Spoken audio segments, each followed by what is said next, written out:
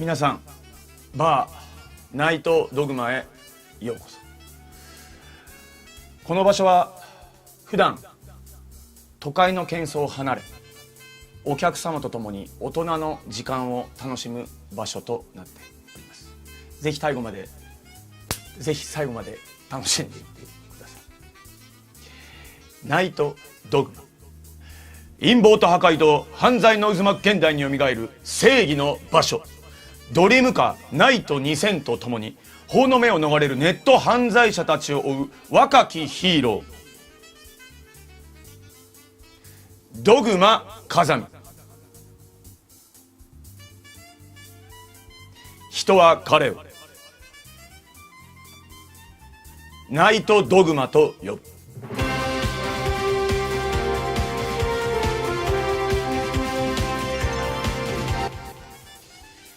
巨大な悪に立ち向かう現代の騎士ナイトドグマ。今日彼を待ち受けている者は果たして誰か。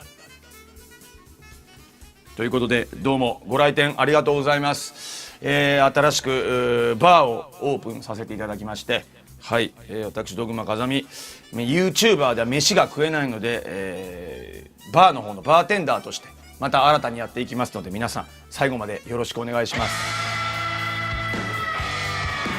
なかなかいい店でしょう。これすごくいい店。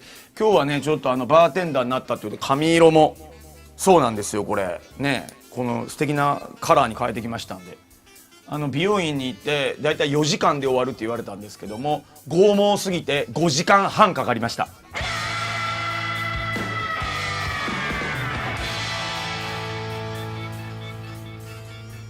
最後の方寝てました。もう久しぶりに僕床屋で寝たの久しぶりですけどね。床屋じゃないですけど、ということで皆さん、今日は緊急企画バーナイトドグマ、こちらオープンしましたんで、一緒に飲める方はですね、お酒を飲みながら普段のですね都会の喧騒を離れ、何を見ても嫌なニュース、嫌な事件ね、嫌な誰だおめえはバカ野郎っていうチャンネル登録何十万人という名の YouTuber の記事、さらにどうでもいい、クソほどどうでもいいカップル YouTuber の話、そういうストレスから今日はですね皆さんを解放して一緒に会話していきたいと思いますので、最後まで楽しんでまいりましょう。さあ、まず何飲まれます？何飲まれましょうか。今日せっかくなんでいろいろなお酒もこう取り揃えてるんですけど、まあ最初にやっぱ1杯目といったら、まあ日本でいうあれですかね、ちょっと昭和っぽいですけど、駆けつけ一杯なんていう言葉もありますけどね、まずはこれからいきましょうか。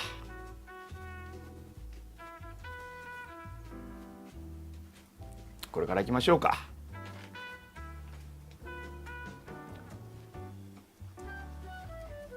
ヤビス。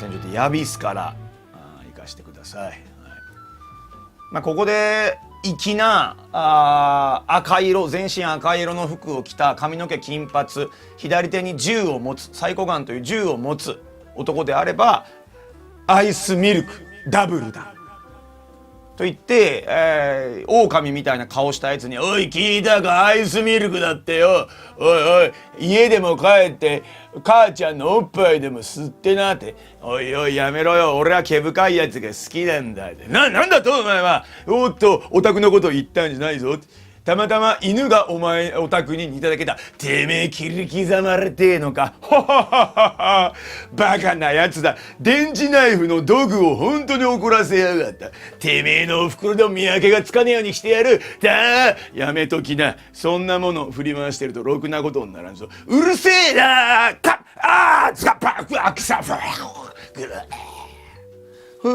だから言ったろ、ろくなことにならないって、てめえさパンパンツガンツガンさっさと帰って寝るんだなと、こうなるわけですけども、すいません、ちょっと宇宙海賊いないので、はい、まずはビールからいきましょうか。ありがとうございます。もう出来上がってるんじゃん。一滴も飲んでないですよ本当に。はい、よし、プシュって音欲しかったけど。髪色どうですか皆さん。お客さん、今日お客さんって読むね。お客さん髪色どうです？心配してたのがちょっとヤンキーみたいになるかなと思ったんですけど、こうやって明るくすると、でもいい色ですね。ごめんなさい。なかなかこのなんていうの、このね、すごいなんやろ、この半生のハンバーグみたいな感じでいいね。ね。誰が半生のハンバーグの色だ。すごい。一番最初にやった時真っキンキンになって、もう田舎のヤンキーみたいになってさ、高校中退して田舎の美人と名高い明美と一緒に途中でできちゃった結婚して、それでおめえなんか180かなんか乗ってペッタペタにしてドゥンドゥンドゥンドゥンって言いながらドンキホーテ入ろうかと思ったら、ドンキホーテの入り口木工しとるからザザザザザザザって、おい下スッチもやったじゃねえかよおいとかって言いながら、キティちゃんのサンダルを履いてドンキで夜中の買い物をする、あんな感じになるかと思ったら、ならなくてよかったですね。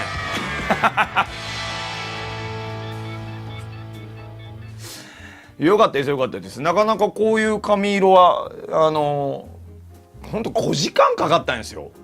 もう大変でしたよ本当に。よかったよかった。みんなかっこいいですって言っていただいてありがとうございます。じゃあ、ちょっとビールいただきます。皆さんも乾杯しましょう。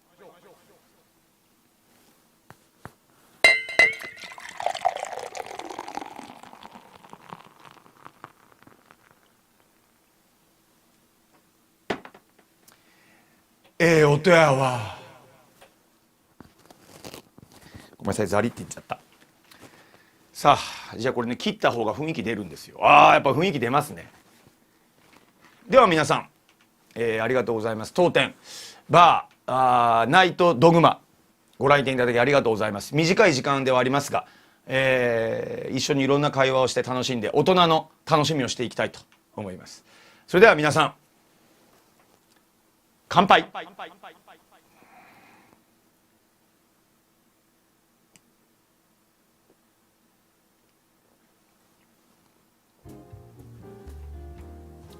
バーっていうのはこうなんでしょう、しっぽりとゆっくり楽しむっていう感じだよね。騒いでもいいんだけれども、居酒屋みたいになんとかなんとかのよ、よしえがさつってさ、この前お前言ったよ、風俗嬢がよってアルバム指名したらよ、お前来たのがさ全然フランケンシュタインでさ、部長面白いですね部長、雰囲気はやっぱいかんね。やっぱ雰囲気汚いんですあれは。こういうちょっとねジャズィーな曲を聴きながらゆっくりと酒、ゆっくりと雰囲気、これを楽しむっていうのがいいですね。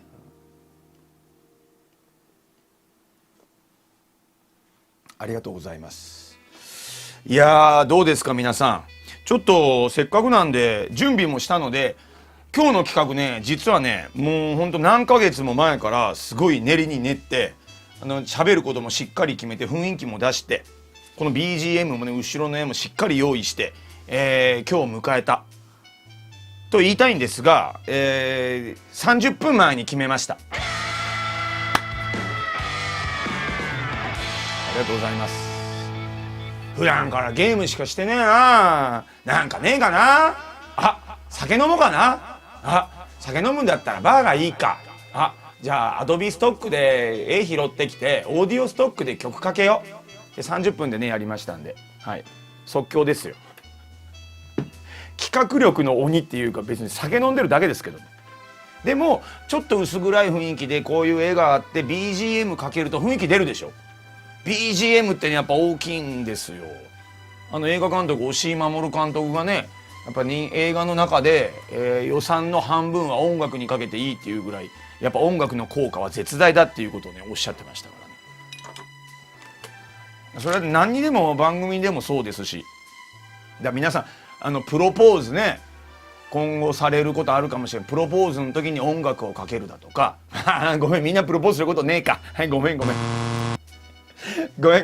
っとみんなで縁がない話しちゃってごめん。なんかそういう曲っていうのはやっぱ大事ですね、一つね。いいですね。カラーンっていう雰囲気、音がいいですね。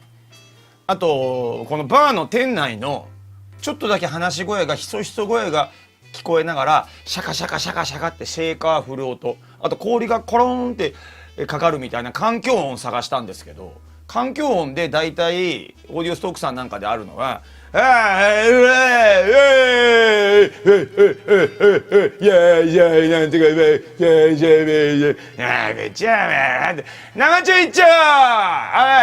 んでみたいなクソうるせえ環境音しかないんでやめましたもん。それはそれでね、居酒屋というところ雰囲気を楽しむのはいいですけど、今日はちょっと違いますから。居酒屋は居酒屋でいいですけどね。はい、ありがとうございました。はい、今日はちょっとバーにしましたんで、はい。お、ありがとうございます。コーヒー園さん1600ポイント。マスターホワイトホースあります？あったらロックでお願いします。ありがとうございます。1600ポイント。そうですね、ホワイトホースは当店ですね。ちょっとごめんなさい。馬肉のことですかね。白馬の馬肉のことですかね。ちょっとね、当店乾き物しかないので、この馬肉をダイレクトに生でっていうことだと思うんですけど、ロックっていうのはね。ちょっとね、すいません。馬肉の用意ないんで、熊本の方に支店があるんで、そちらの方に行っていただいて、すいません。ありがとうございます。1600ポイント。ありがとうございます。おそらく馬肉の白馬の馬肉のことをおっしゃってるんじゃないかなと思いますけど、乾杯負けとるやないか、キャラメルオーナーさんありがとう。マスターホッピー一ついいですね。居酒屋行ってくださいはいオンさんありがとう。おゆいのまさきさんもありがとうございます。長野さん KP1000 ポイントありがとう。おい、このマスター酒のこと知らんぞ。何を言ってるんですか。酒のことを知りすぎて一周回ってホワイトバッカスさんごとは何でした、ホワイトホースか。それはおめえあれですよ、しっかりと勉強しとるわけですから。ビューティフルホースって書いた台湾行った時のお土産でありましたけどね。そんなのまあんなことはいいですけど、ちょっと今日成城石井行ってきたのでつまみ行きましょうか。これ成城石井のつまみ、成城石井のつまみすごいですよ。ジェンソン・バトンリザーブ14ヶ月。これジェンソン・バトンが元 F1 チャンピオンのね、道端ジェシカと付き合っとって昏睡強盗にもあって大変だったっていうジェンソン・バトンが14ヶ月しっかりとこの熟成させたというですね、高いですよこれ。まあね、もうジェンソン・バトンって書いてありますから、これをね最高です。これちょっといただきましょうか。ジェンソン・バトンとこれ買うてきましたよ。成城石井のサロン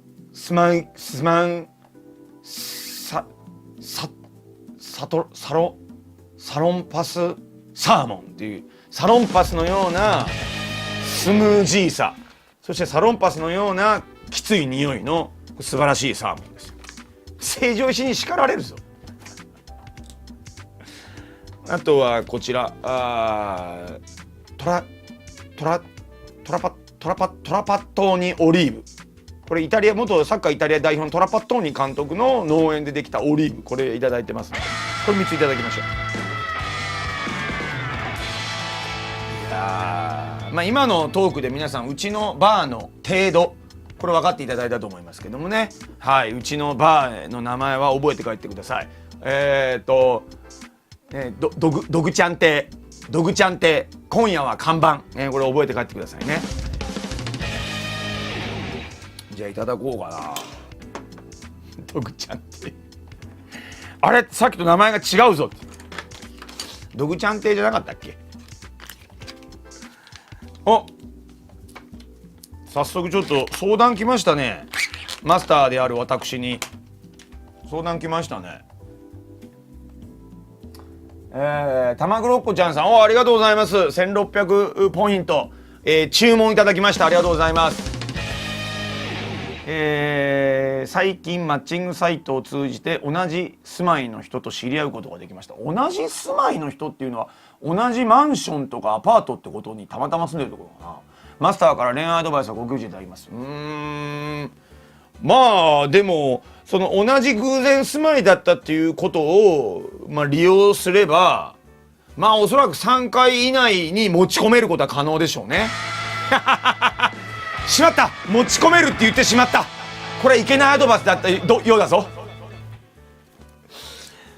でも同じ住まいっていうことで別れる時のことを考えると、でもね、女性というものはですね、僕も46年間生きてきていろいろ経験させてもらいましたけども、シャワシンで皆さんにお伝えさせてもらうと、やっぱね、女性はこれ前もねうちの配信でもう28回ぐらい、いやさ69回ぐらい言いましたけどもね、はい、カイヤさんがねスーパーマリオブラザーズの得点が69万点だった時にカイヤさん69ですよって言ったら「おう69」って言って笑ってました。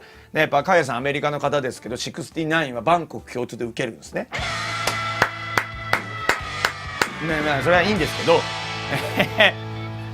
やっぱね3つの ING っていうのがね女性はね好きなんですよ。これもうみんな知ってると思いますけど、もし知らない方にお伝えしたいんですけども、女性がまず弱いのはですね、はい、フィーリングですね。はい、フィーリング大事です。まず性格が合わないといけない。フィーリング、これは趣味も言えるでしょう。自分の価値観も言えるでしょう。食べ物の合う合わないもそうでしょうね。笑うツボ、これなんかもそうかもしれません。これも含めてフィーリング ING1 個目。2個目がですねタイミングですよ。このブラックビスケッツかポケットビスケッツかの歌でありましたね。うーにゃにゃうーにゃにゃタイミング私は今年で46でゲロ吐きそうみたいな、そういうの。ビビアン・スーどこ行ってまったんやろうな。あれビビアン・スーのポスター家に貼ったったわ。ほんと好きや。中学校2年生の時大好きやったわ。もうなんか知らんけどパリパリなっとったわ、ビビアン・スーのポスターが。理由は分からんけど、なおないいんですけどもう本当にビビアン・スーのポスターおかんに剥がしちゃあんたはいい加減にしやよ。あんたこんなもんばっか見といて成績悪いんやわ。あんたの将来が心配やわ。ビビアン・スーとゲームばっかしてっつってね。いや俺はおかんの言うね、おかんが心配した通りの大人になってしまいましたけどもね。あと話ちょっとずれますけど、おかんってなんでさベッドの下に置いてあるエロ本をね掃除した後これ見よがしにテーブルの上に置くよね。テーブルの上に置くだけならみんなも経験あると思うんですけど、うちのおかんはねやっぱすごいんですよ。僕ねエロ本ってやっぱよしここだなっていうあんのよ、男って。よしここだ、ね、ここで助走をつけてここでゴールするみたいな下品な話は恐縮なんですけどあるんですよ。やっぱホップステップジャンプ的な、よっしゃ今日はここでこうやみたいな。だいたい1冊買ってもね3ページぐらいしかないんですよ。やっぱねいいところって。でそこに付箋貼っとくでしょ。うちのおかんはやらしいですね。やっぱだいたいね付箋のところを開けてこうやって置いてありますからもうさ、もうほんとデリカシーがないよね。意地が悪いよね。ドグちゃんの一番のスイートスポット、ウィークスポットか。ひどいよなあれ。わざわざ広げてあんたこんなんは好きなんかねとは言わないですよ。やらしい、デリカシーないですよ本当に。あんなことはいいんですけど、で何やったそうで、最初はフィーリング、2番目がタイミングですよね。だからタイミングはこのなんていうの、出会い系サイト昔ねガラケー時代ね出会い系サイトって言われ、今マッチングアプリって言うんやろ。あんなもんマッチングアプリって言うだけでさも出会い系サイトを今正当化しとるな出会い系やないかあんなもんは。昔ね出会い系って言われてる時代ね、まだ22、3の頃かな、初めて出始めの頃使ってみて、岐阜で柳瀬商店街の西柳瀬の入り口に噴水があるんですよ。そこで待ち合わせることになってね、よっしゃこれこんなアプリほんまもんなんやって嬉しくて、家から僕は歩いて5分ぐらいなんですよ。で5分ぐらい行ったんですけど、もうちょっとで噴水っていうとこで、これちょっと待てよ、岐阜といえばヤクザ、岐阜ってねヤクザの組多いんですよ。岐阜といえばヤクザ、これちょっと危険ちゃうか、いかんぞというこのドグちゃんブレーキがですね、ドグちゃんのブレンボブレーキが働きまして、はい、ちゃんとディスクブレーキで4輪止めてたんで、ドラムブレーキじゃないで聞きよかったんですけど4輪ディスクが働きまして、ギュッとブレーキを踏んで、歩きですけどね、ブレーキを踏んで影から見てたんですよ、影から。ほな可愛いなんでしょう、当時で言ったら、まあ、名前は分かりませんけどね、佐藤エリコ佐藤エリコさんみたいな、佐藤エリみたいな可愛い子が来て、あんな可愛い子やったと思ったら、その向こうの電信柱からチラチラとこちらを見る、完全に登場界所属みたいなグラサンかけたこっちの人が思いっきりその女を見ていて、あかんでこれはあかんで、ダッシュで帰りました。怖いですよ。要するに皆さん、つつもたせと書いて美人局ですよ。怖い。岐阜にもやっぱ龍が如くってあったんですね。登場界の岐阜支部があったんですよ。危なかったですよ。まあ今思えば白スーツに赤のシャツやったかな、エンジ色のシャツやったかな、ちょっとで身長185センチぐらいあったのかな、で誓って殺していませんって言っとった気がしますけどね。まあでもわからん、その人が岐阜におるかどうか分かりませんけどね。まあそういうことがあったんですけど、まあ今の時代はいいよね。今の時代はいいですよ。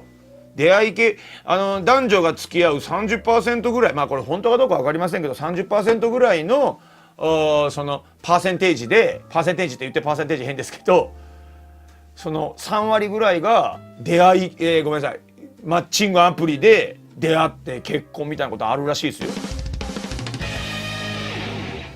なことは本当かあれ。まあなんで何が言いたいかっていうと、まあタイミングはぴったりじゃないですかね。マッチングアプリで出会ったっていうタイミングが、フィーリングタイミングで、最後の ING3 つ目がハプニング。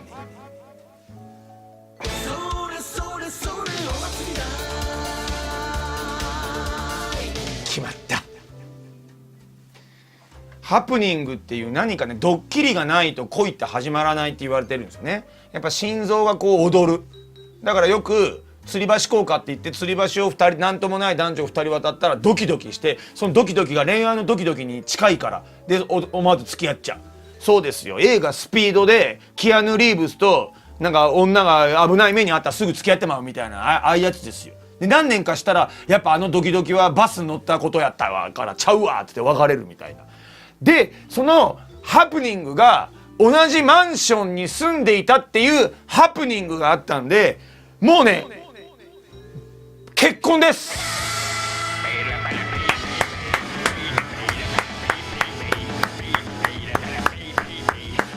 もうバッチリじゃないですか。サンドラ・ブロックか何でもええわ。あい美人やな、サンドラ・ブロック。エロいなあいつスタローンと一緒のサンドラ・ブロックがおめえなんかデモリションマンいうやつやっとったな。 3DO リアル版のおめえゲームやったらおめえ映像出てスタローンのポコチンが映ってまっておめえ YouTube バンになってまったこと一回あるなおめえで。おめでとう、よかったん。まあ結婚は本人たちのあれやからどっちでもええねんけど、たまごろこちゃんもうかなりの確率で付き合いますよ。そう。ありがとうございます。たまごろこちゃん1600ポイントありがとうございます。フィーリング、タイミング、シェイキングを大事に接するにします。まあ僕が教えたフィーリング、タイミング、ハプニングっていうのを、シェイキングっていう風に書いて、僕がシェイキーというですねハイテンションで喋る時に出るですねこの用語、これをシェイキングにしたんでしょうけどね。これがちょっと面白くなかったんでフィーリングがちょっとダメかもしれないですね。ちょっとごめんなさい、やっぱ付き合うの難しいかもしれないですね。頑張ってください。ありがとうございます。さらに UFO に何これ、やっぱマスター、うちのねマスター、僕はね正直に言っちゃいますから、もしかしたら無理かもしれないですね。もう1600ポイント入るとね絶対うまくいくって言いますから、はい、UFO に乗った原始人ナイジェル・マンセル3200でどういうことなんですかお客さん。ナイジェル・マンセルって UFO に乗った原始人だったんですか。よく意味が分かんないですけど、ナイスドッグ。ナイジェル・マンセルに叱られますよこれ、勝手に写真使って。元 F1 レーサーで1992年ウィリアムズ・ルノーでワールドチャンピオンになったイギリス人ドライバーの方ですね。はい、そういうのがパッパッと出るのすごいでしょ。こういうコメントがパッパッと出てきますね。やっぱね腰をだっつってね、ザッザッってね、スパーンキャッチャーミットスパーンってね、いわゆる一つのこのなんでしょう、いわゆるベースボールで言いますとこのねワンゲームに3ホームラン、これが不意になったっていうのはこれ辛いですね。辛いといえばなんとこの DVD プレイヤー CD も聴けます。なんとこの DVD プレイヤー夢グループの特別価格1万円で皆様にお分けします。どうですか。社長すごい DVD も見れて CD も聴けるの。でもすごいから5万円ぐらいかな。そんなにしません。値段はなんと夢グループ価格1万円でご提供します。安い。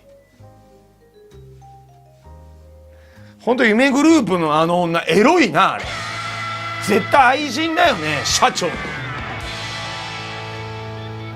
夢グループ知らない人は YouTube でも見れるんで、今すぐ夢グループで検索してみてください。もうね愛人にしか見えないんですよ。なんかね艶めかしいというかセクシャらしいというかエロいんですよ。なんか夢グループ夢グループの女の人の好きになってきてもらったもん俺最近。エロいんですよあれ。夢グループいいんですよあれ。ありがとうございます。すごい。周一泉さん200ポイントありがとうございます。いや社長のこれだと思うよ多分ね。今ヘッドホンしてどんな音楽流れてんのやろって思って聞いたらめちゃくちゃムーディーやね。なんかいい雰囲気やな今日。たまごろこちゃん1600円社長安い。なんかね今すぐウェブで見て YouTube で夢グループであれ夢グループで見ると DVD プレイヤーかあれでいいですよ。ナビ DVD プレイヤーか。社長ねものすごく綺麗な DVD と CD ですからねめちゃくちゃいいですよ。だって今日日ね DVD プレイヤーを1万円で販売っていうのはすごいことですよ。あれドン・キホーテ行ったら1980円やもんだって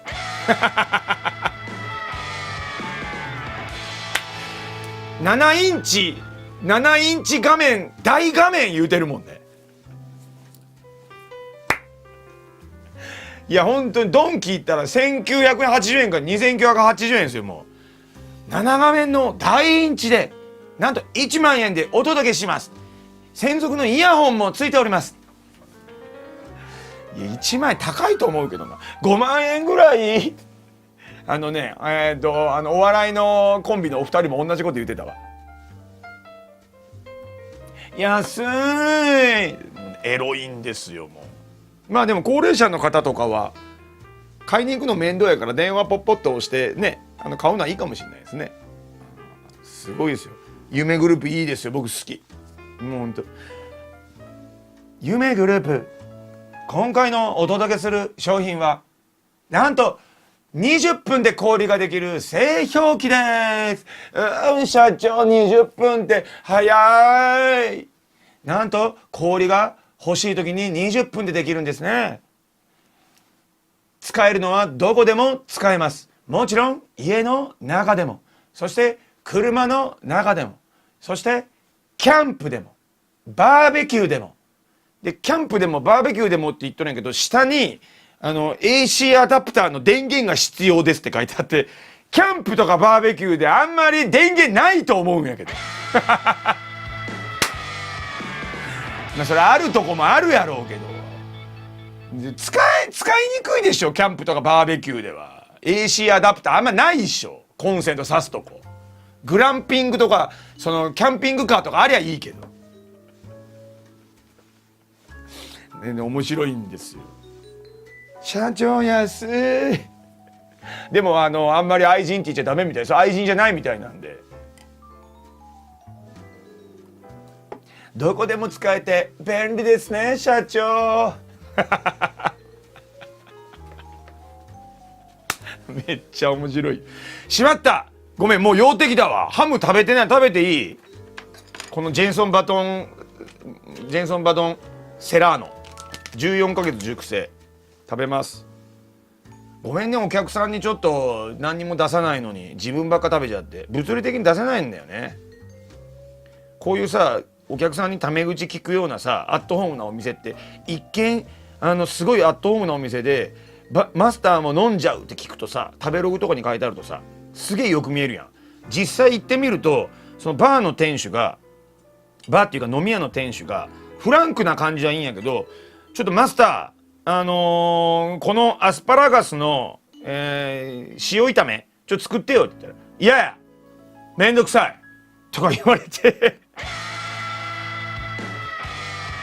なんじゃこいつって思ったことあります僕は、やっぱね、フランクすぎるのも良くないですよ。店のやっぱ店主は。いやいやめんどくさいって言われたもん最近ね、わざわざタメ口で喋る店員っていうのを推しているカフェもあるそうや。横柄なカフェっていう、インスタ映えを何を狙っとか知らんのやけど、注文したもんが出てけえへんのやって、違うもんが出てくるんやってっていうのを売りにしとる、そういうカフェがあるんやけど、そんなもん知らずに行ったらもう違うもん出てきて横柄やったら髪の毛引っ張り回したくなるよねなんだお前はっつって。まあそれはそういうコンセプトでやってらっしゃるんでしょうけど、俺行きたくないな。別にお客様は神様ですって偉そうにするってつもりないですけど、なんかツンデレとかで若い子はそれでニヤニヤして言っとるんやけど、もうなんかそんなん全然楽しくない。俺普通に店員さんは店員さんとして別にお客も選ぶらずに、なんか普通にそのカフェの雰囲気を自分で楽しみたいよね。それを何をいらっしゃい好きなの選べよとか言うとこなんやって。うわ怖いねとか言ってカップルが喜んどるんやけど、若いのはやっぱ40代以降はもう嫌やな。あれ出てくるもんちゃうんやって。いつか潰れるような気がするけどね。まあでも若い子に流行っとるらしいよ。うまっ。すっぴんカフェはどうですか？まあ、すっぴんは別に全然OK です。別に店員さんがメイクしてなきゃいけないとか全然思わない。それは全然いい。普通の店員さんでもうメイクはあろうがなかろうが、もう眼球がなかろうが、ゾンビだろうがドラキュラだろうが、それはもう何でも全然いいです。何でも OK。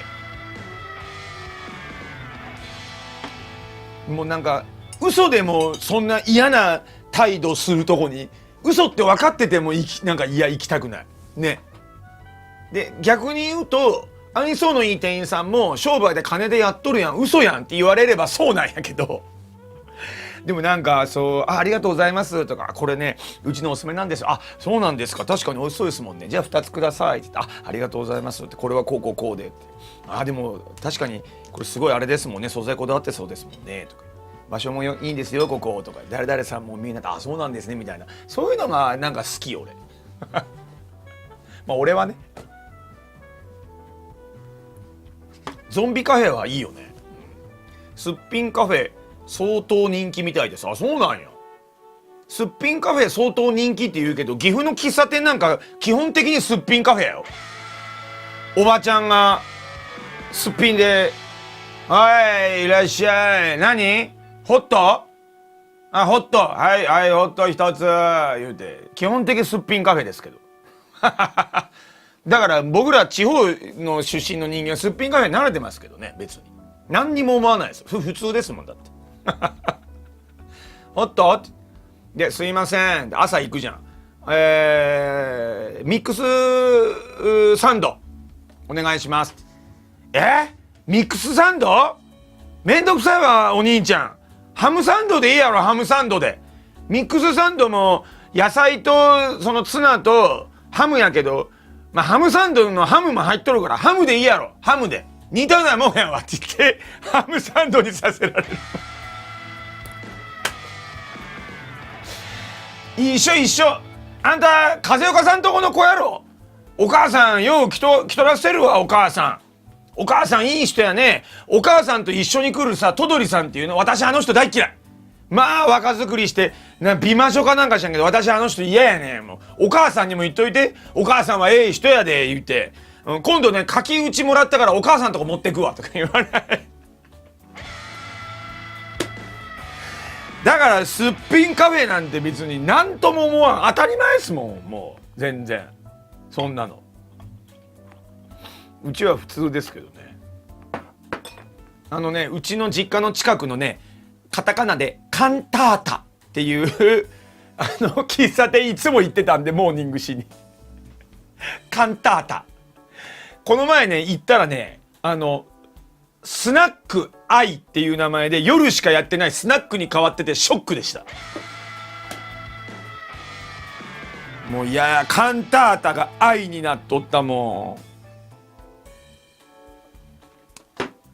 んいややなまあいいシャンいろいろあるんやけどちなみにねカンタータはねミックスピザって言うとめんどくさいでハムのピザが出てくるじゃあミックスサンド頼むとハムサンド出てきてまあそれハムサンド美味しいのよハムサンドって言ったってそこらのさスーパーでさ近所のさセルフ豊かっていうスーパーで買ってきたさそんなもん安いハムとマヨネーズ入れただけのさサンドイッチなんやけどからしマヨネーズがちっちゃい頃ってなかったのよ今は普通にさからしマヨネーズって売ってるんですけど当時は既製品で売ってなくてそのサンドイッチにマヨネーズにからしを混ぜて出してくれるっていうのが近所にはなくて小学校とか中学校の頃ねそんなからしマヨネーズって美味しいもんやなと思ってねカンタータすごい好きだったんですよ俺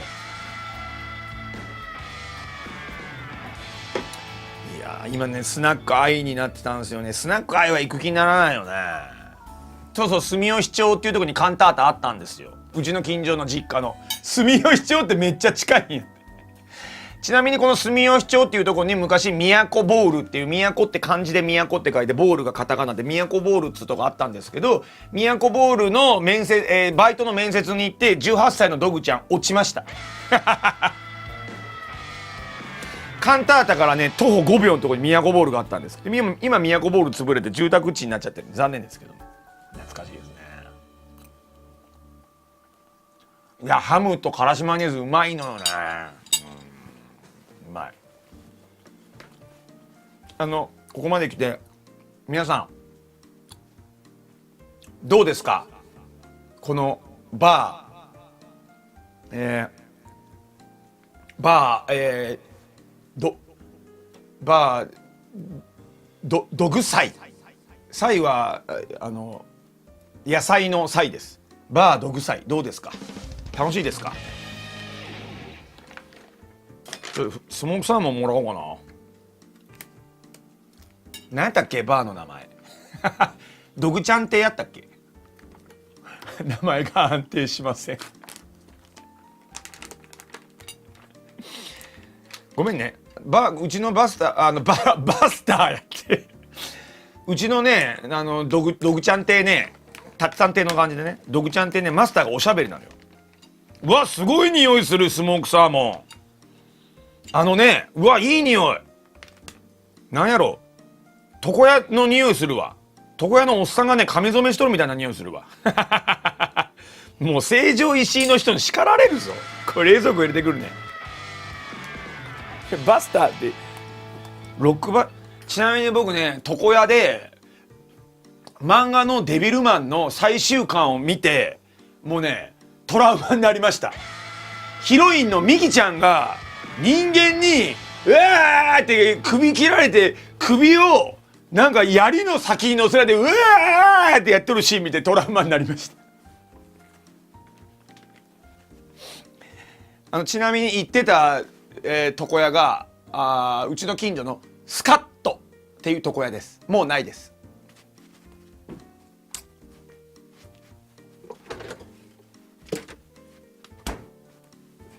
スカット懐かしいな。そこで読んだのはデビルマンと鶴木独身寮っていうの鶴木独身寮っていうのと毒ダミソウっていう中年の男性、一人暮らししてる男性の悲哀を書いたっていうね、しょうもないの読んでてもうなんかねすごい大人の世界、あとゴルゴ13をゴルゴ13を読んで大人の世界をね小学校の時知りました。本当ですよ。床屋で読む、もう床屋で読むんだ、あかんよねあれね。デビルマン知らない人ね、不動明っていう男の子がいるんですけど、簡単に言うと悪魔の世界から勇者アモンって、悪魔の世界の勇者のアモンっていうのが人間の世界に来て不動明っていうのを取り付くんですよ。いろいろあって、おいで人間界をこう悪魔が侵攻しようとするんですけど、不動明に取り付いたなんか勇者アモンが正義の心に目覚めて人間たちのために戦うっていうことなんですよ、簡単に言うと。ちょっと漫画版とアニメ版話違うらしいですけど、でヒロインのミキちゃんっていう可愛い女の子おんのよ。でドタバタ学園アニメかなと思ったら悪魔の攻撃がこう本格化してきて、その人間界の中にもいろいろ悪魔が取り付いとると、人間も気づいてきて、これ悪魔がおると、これまずいぞと。で悪魔が取り付いとる人間は誰やっつって悪魔狩りし始めんのよ。もう中世にあった魔女狩りと同じで、お前悪魔だろとか、近所からその密告があったやつを悪魔特捜隊だ、お前が密告されたからお前悪魔だろって言って拷問にかけるのよ。拷問に。で当然ね、普通の人間の人がいっぱい拷問されるの、人間が人間に。ほいでその主人公の家のお父さんとかお母さんも捕まって拷問に遭うのよ。で不動明がお父さんとお母さん助けに行っとる間に、不動家にミキちゃんとタレちゃんっていうミキちゃんの弟がおんのよ。で不動明は居候なんやけど、これ細かく話間違ったらごめんね。ほいでどうやらその不動家ちゃうわ、牧村家や。牧村家は不動明っていうのが居候しとる不動明っていうのが悪魔らしいと。っていうことはその牧村家、不動明が居候している牧村家っていうお金持ちの家のあいつらも全員悪魔に違いないっていうことで、周りの人間だよ、人間がおかしくなって、あそこにおる牧村ミキとタレちゃんも悪魔やから殺せ殺せって言って人間がうわーって入ってって、人間が人間をヒロインを殺してむちゃくちゃやろ、バラバラにして、で悪魔の不動明が帰ってきたら槍の先にバラバラになった体が刺さって、人間がよ、悪魔倒したぞうわーってやったのを悪魔のデビルマンが見て、どっちが悪魔だーって言ってボーって火吐いて人間ぶっ殺すの。それをねスカッとでね読んでね、気持ちがノンスカッと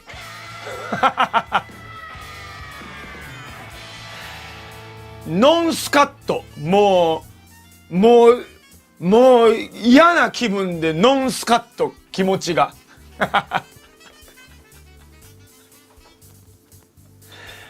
全然スカッとしんかったもん。もう本当に読んじゃいけないもんあれ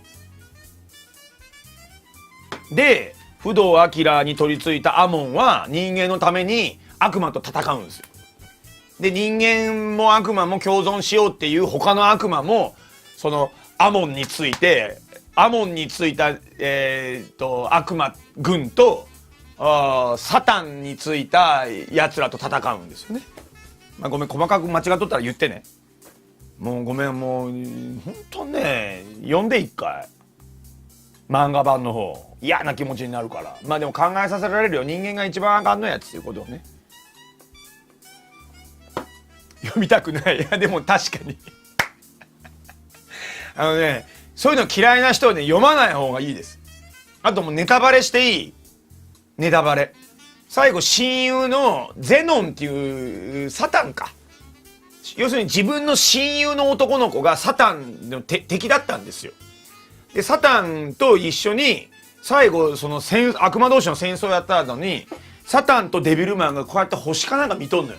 ああひどい戦いだったなって。いやでもいろいろあったけど俺らは親友だよな、これからも仲良くしようねみたいな話をしとるんやけど、カメラが引いてったら主人公のデビルマンが体半分になっていて死んだっていう話。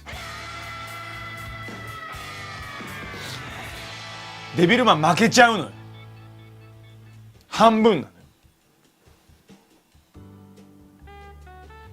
もう床屋で読んで本当に嫌やったもん。もうアキラ眠ったんだねアキラ、横のサタンが言って終わるっていう。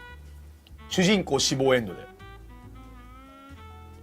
あごめん、そうか、親友のアスカ、ごめんアキラの親友はアスカリョウでルシファーだ。俺が好きなルシファーかから、ごめんサタンは違うわ。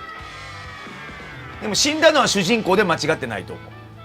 いやもうほんとね、ごめん話変わりましたけど、だから皆さん床屋で漫画読んじゃいけないです。あと床屋で読んだゴルゴ13はこれ偶然だと思うんですよ。偶然だと思うんですけど、初めてゴルゴ13いっぱい置いてあって、スカットに適当に撮って、小学校の時って漫画好きやん。パッて開いた瞬間にゴルゴが思いっきり騎乗位で娼婦を抱いているシーンですぐ閉じましたもん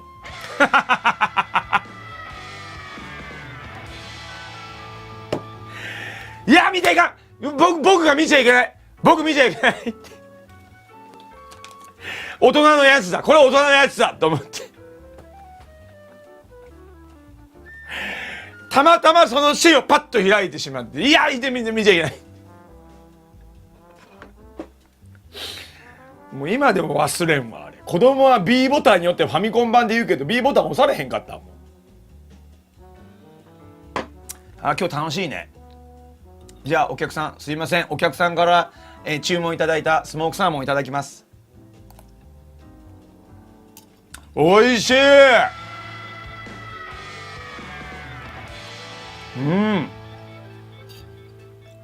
このさスモークって煙でいぶすわけじゃないですか。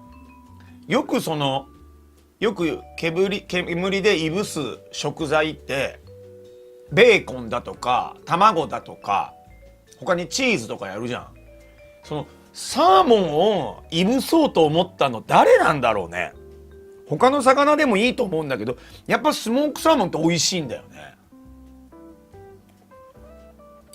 いやー誰だろうね。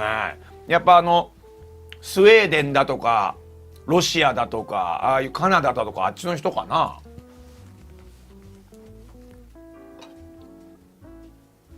美味しい。ちょっとスモークが苦手な人もいるかもしれないけどね。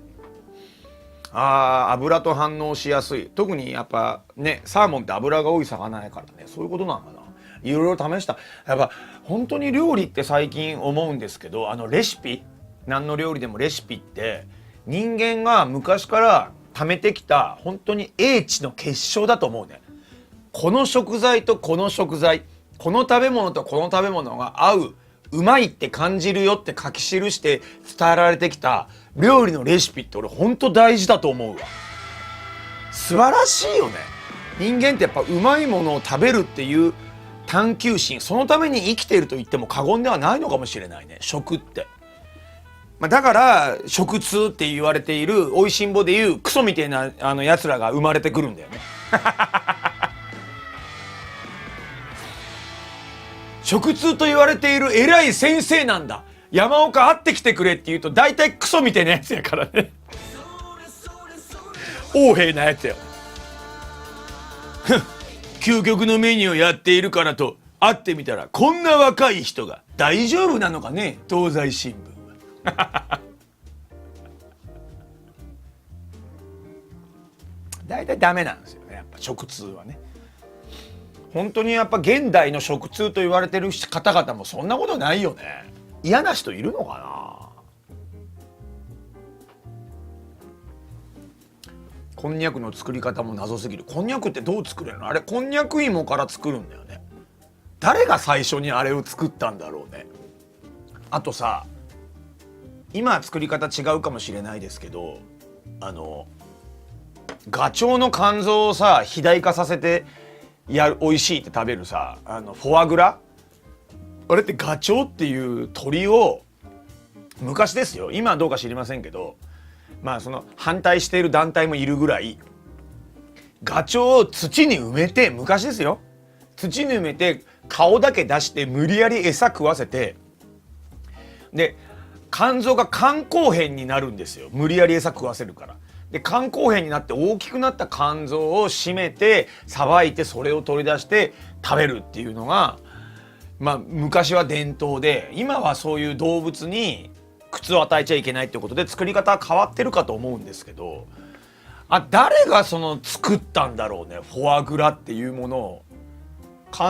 そのガチョウの肝臓を食べてうまいから、これは肝臓を太らせたらもっとうまいだろうって考えた人がいるのかな。最初はねそういう作り方だったんだよ。いや本当は美味しんぼでも言われてるけど、人間の小賢しい知恵で作られた病的な、山岡四郎が言うんですよ、病的なフォアグラなんかよりも大自然で育った健康的な旬のあんこうの肝の方が美味しいって言って、フォアグラとあん肝対決があるんですよ。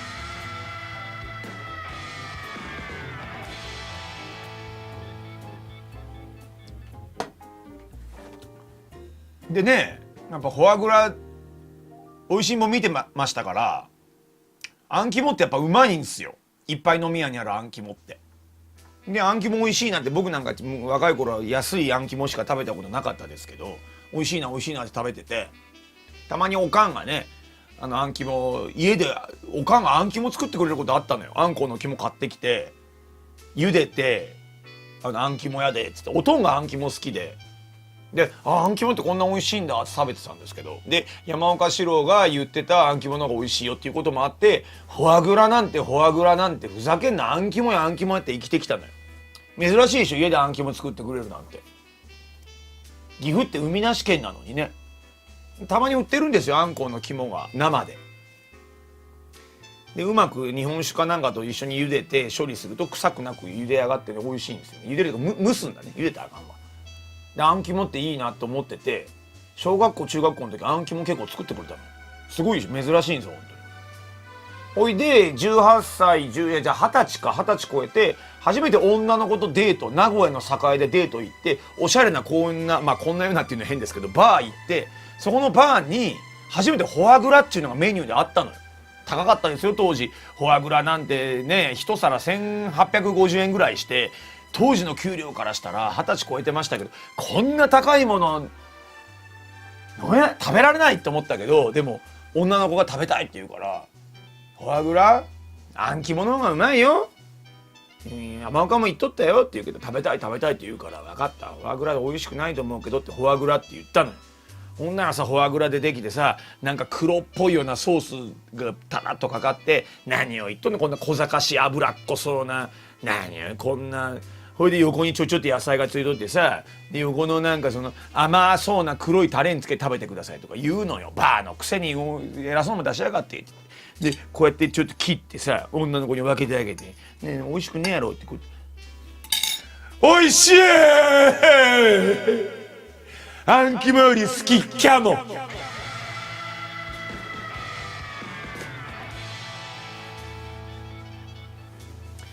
さすが人間の小賢しい知恵で作られた結晶やね。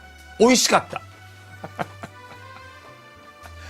もう絶対そうなると思った通りに美味しかったですよ。やっぱ本当にね、なんか美味しかったです。まあそれは人間の小賢しい知恵で作られたんだろうけど、あんだけいろんな人が美味しいって言われりゃまあ美味しいやろうねまあそりゃ美味しいよね。でもそのせいもあって俺あん肝がねすごい好きなんですよ。オリーブもらっていい？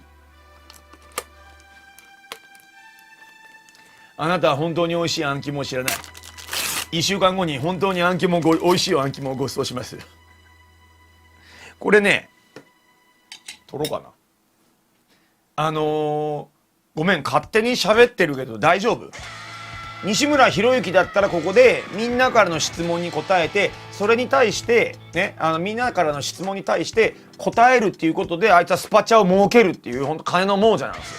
あいつはねひどいやつ。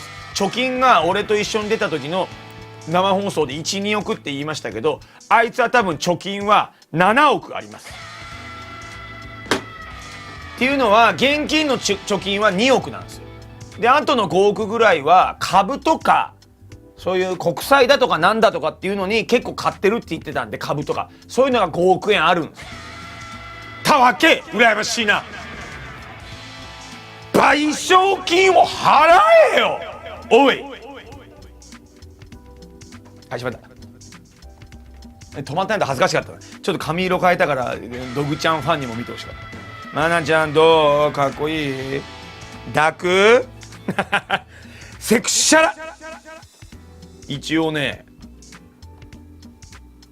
ごめんちょっとカップに入ってあれですけど、これオリーブと、ゴーダチーズ、ブロック状のゴーダチーズ合わせたやつにブラックペッパー、ベラベラピッチュピッチュパラッチョピッチュ、これがかかったのをちょっといただこうかなと。まあね金髪ではないんですけど、まあ一応髪色今日変えたんでこのことだけもう一回お伝えしますけど、別に若い方で金髪にされてらっしゃる方とか年齢もそうですけど金髪にされてる方の批判ではないんですけど、なんかねこれ実はね一回ね金髪にするんですよ。要するに金髪にするっていうのはブリーチっていうやつで髪の毛の繊維、黒い繊維、黒い部分を殺して、そのまあ金というか白色ぐらいにしないと色が入らないんですよ。これってこれ美容師さんの聞いた受け売りの話で恐縮なんですけど、で大体失礼ながら言わせてもらうと田舎のヤンキーさんがやられてるようなほんと真っ金金で黄色っぽいやつとかっていうのは市販のブリーチ剤を1回だけ使って自分でやったりするとやっぱりね金というか黄色っぽい感じになるんですよ。こうやってでまあこういうような色になるんですよ。であれってやっぱりそのヤンキーの感覚抜けなくて日本人がいると結構似合わないって言われちゃって、まあおしゃれでやってる方もいると思うんですけど、まあね、金髪みたいな感じになるのは、まあ、若くないと似合いづらいと思うんですよね。でここまでやるには実はその金髪にするのを2回やるんですよ。2回やるとほぼ白みたいなまっちゃんみたいな色になる。松本人志さんとかオール巨人さんみたいな色になるんですよ。これ1回やって金にして洗ってもう1回これブリーチしてるんですよ。そうするとね真っ白になるんですよ。1回だから僕も後で写真見せますけどほぼ白くなって、でそれからもう1回洗った後にこのアッシュカラーっていうのを入れると綺麗にこうやってこういう絶妙な色が出るっっていう、これ美容師さんのマジでプロの技だと思います。自分でやったらできない。だから5時間かかったんです。カットもしたからね。大変なんですよこれ。でね、僕美容師じゃないんでわからないんですけど、ブリーチをすると僕も思ってたんですよ。髪の毛傷むだろうなとか、バシバシになって毛根が死ぬだろうなって思ってたんですよ。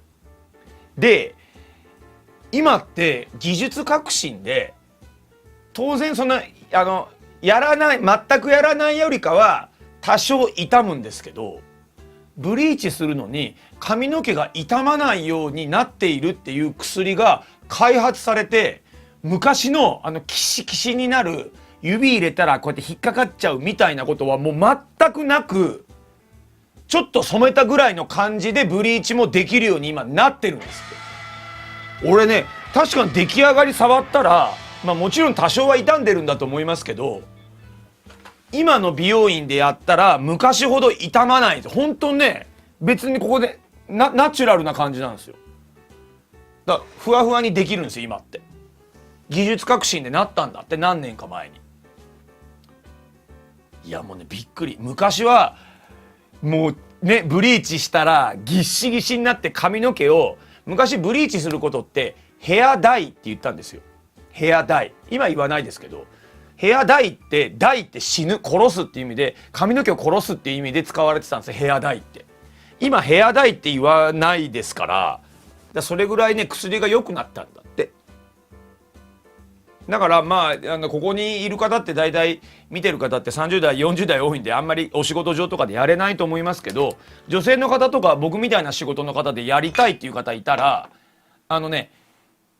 別に市販のやつで金にするのも本人が望むだったらいいと思いますけど、美容院でやった方が絶対いい。やるんならね。やらないと思うけど、やっぱね、自分でやると、自分でやるとこんな綺麗にならないんですよ絶対。まだらになったり、思ったより染まってないなとか、ブリーチだったら抜けてないなってなるんで、絶対美容院でやった方がいいです。で、自分でやって許されるのは白髪の黒染めビゲンスピーディー2。これだけはね、ビゲン素晴らしい。もうビゲンスピーディー2、もうあれはね、ちょっと白髪ここあんなっていう時にピャッピャッってやるの、すごい染まる。あれすごい。ビゲンのスピーディー2はほんとすごい。あれはいい。ビゲンはもうすごいわ。真っ黒やもん。すごいビゲンはマジで。僕もその美容院って行っても3週間4週間すると白髪が出てくるのよ。で、嫌だなって、明日番組やけど美容院行ってる時ないっていう時は、ビゲンのもうチュッチュッチュッチュッってやったらもう黒々、もうね、ほんと黒々してね、黒々男爵ってもうこんな感じですよ。もう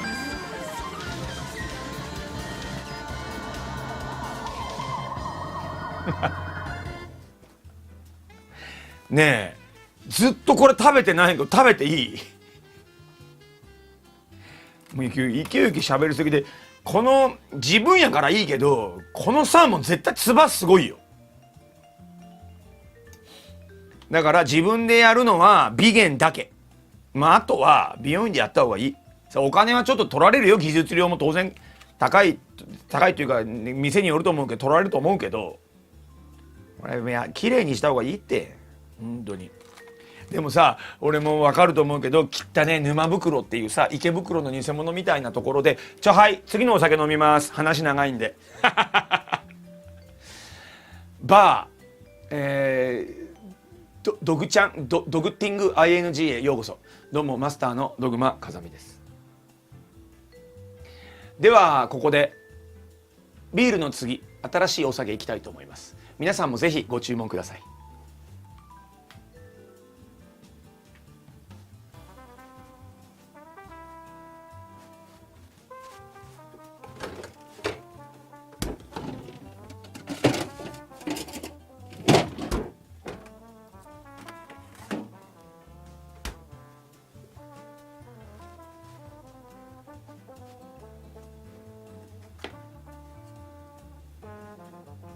ハイボールください。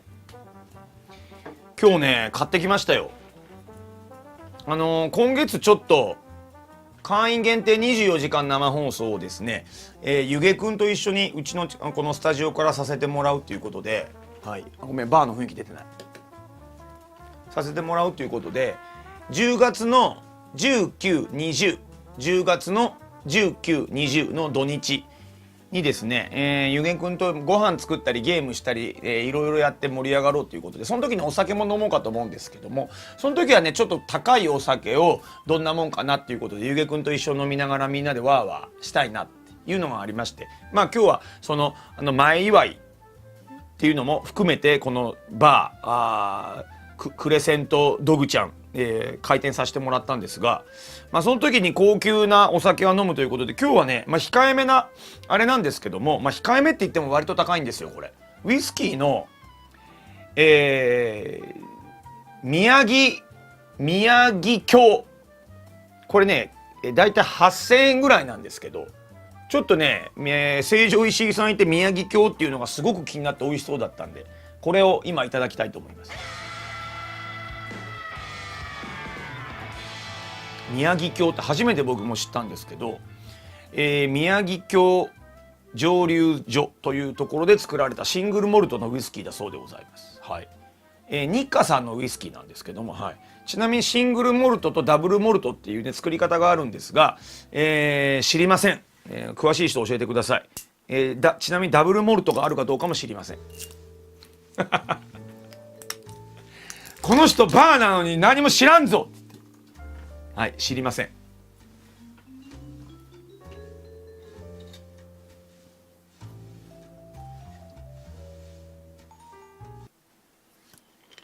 ダブルモルトありませんよ。じゃあトリプルモルトで。今日楽しいなあ。いきます。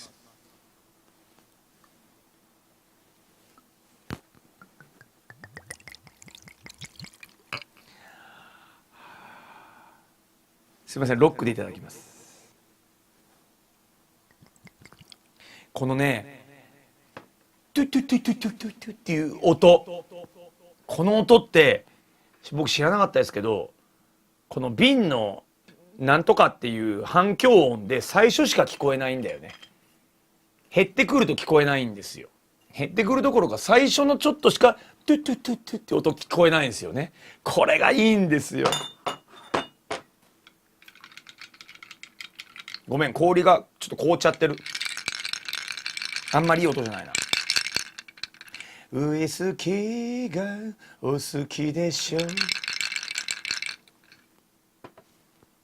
でね、今日のおつまみ買ってきたんですよ。ごめんね、ちょっとスーパーで恐縮なんですけど、本当はねお皿に移動すればよかったけど時間の都合で晩飯食ってないのよ俺。スーパーのカンパチとマグロ買ってきました。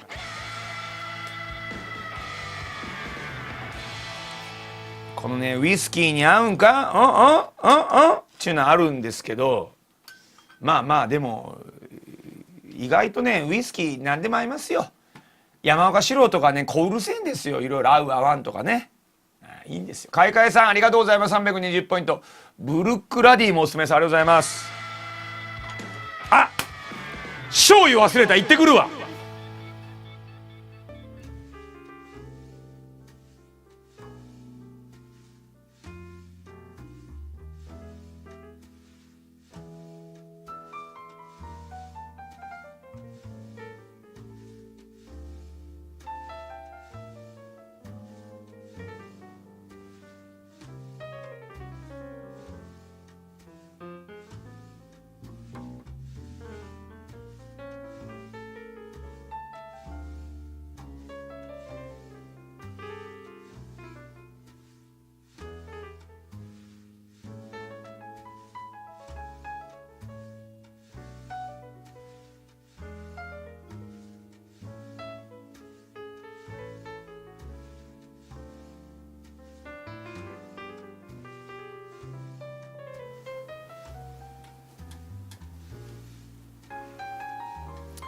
失礼しました。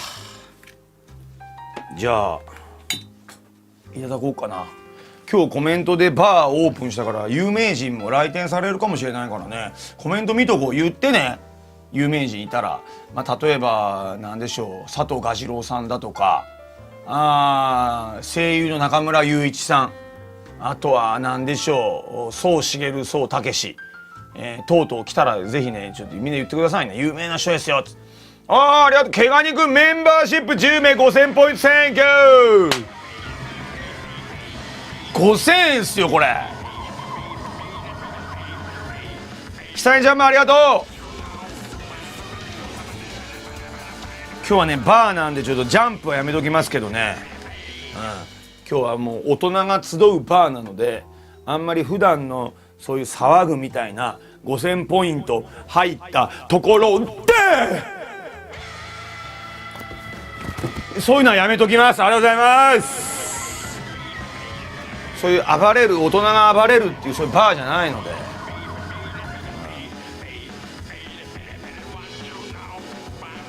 ちなみにこの後会員限定も今日あります。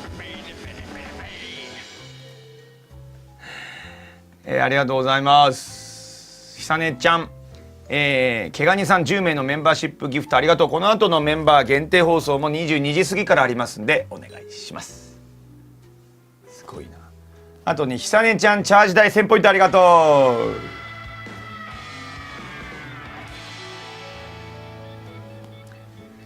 はい、中島悟に見たマスターミラー君もどうもマスターです。ありがとう。いやあんたマスターちゃうやろ。マスターか。ありがとう。Thank you です。じゃあちょっといただこうか。はい、宮崎郷シングルモルトウイスキー。シングルモルトウイスキーのごめん説明もう一回誰か書いてもらってね。書いてくれてた人も読めなかったけど、いただきます。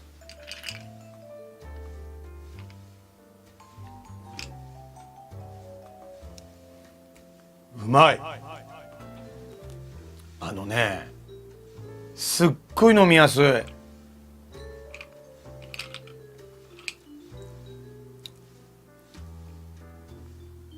なんかウイスキーって苦手な人ってアルコール分が飲んだ後にグッとくるのが苦手っていう人多いと思うんですけど、ただこれってそのグッと後に戻ってくるような感じっていうのは全くないっていうわけではないんですけど、アルコールの感じはありながらもそれがねすっきりとしている。で飲んだ後にふわっと鼻から抜けてく匂いっていうのがすごいウイスキーならではのこの麦の匂いがすごいして美味しいです。これは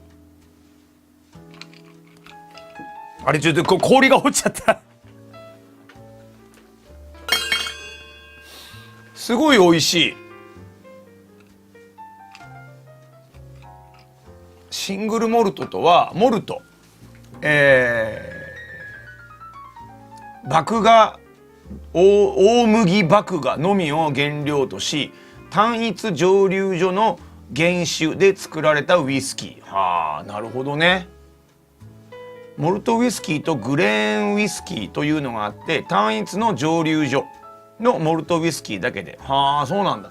そのさ蒸留所っていうのは複数にわたって作ることでなんかメリットがあるのかな。単一で作った方が素人目で考えると良さそうな感じするけどね。なんかシングルモルトで作った方が最初から最後まで管理できるっていう感じするけどね。なんかそのメリットがまたあるからそうやってやるのよ。いらっしゃい。ショッピング連れてくのめんどくせえさんいらっしゃい。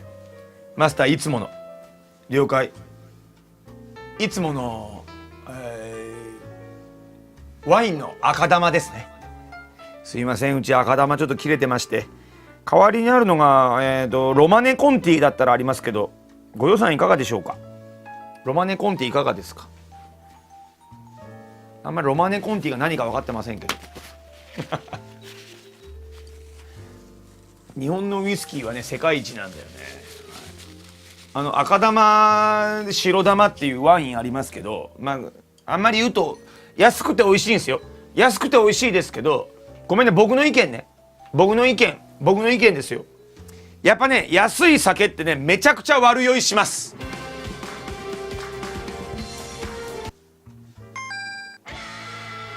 ほんとね、別にいいんですよ、安い酒で酔っ払ったっていいんですけど、ほんとね、安い酒って悪酔いするんですよ。次の日もうわーっていやほんとそうなんですよ。やっぱ僕も46年間今月46になりますよ。そう、頭ガンガン次の日くるんだよね、安い酒飲むとあれなんなんやろうね。うまいうまいって言ってベロベロベロベロってなって、次の日頭ガンガン胸ジンジン、もうほんとすごいよねあれ。でだんだん年取ってくると、安くて安い酒をいっぱい飲むよりも高い酒をちょっと飲んで満足する方が次の日に影響しないからいいんですよ。で結局高い酒飲んでもちょっとしか飲めないんですけど、酔い方がいいから安い酒いっぱい飲むよりもそっちになってくるんだよ、だんだん。結局金額変わらないみたいなね。マグロいただきます。まあでもね、特定の銘柄言うとあれなんで言わないですけど。あら、これスーパーのお刺身みんな舐めてたでしょ。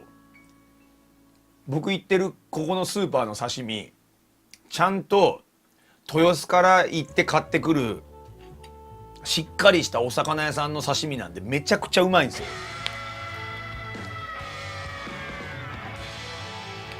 冷凍して解凍したお刺身じゃないんで、これめちゃくちゃうまいんですよ。超うまい。鮮度がいいのよ。おいしい。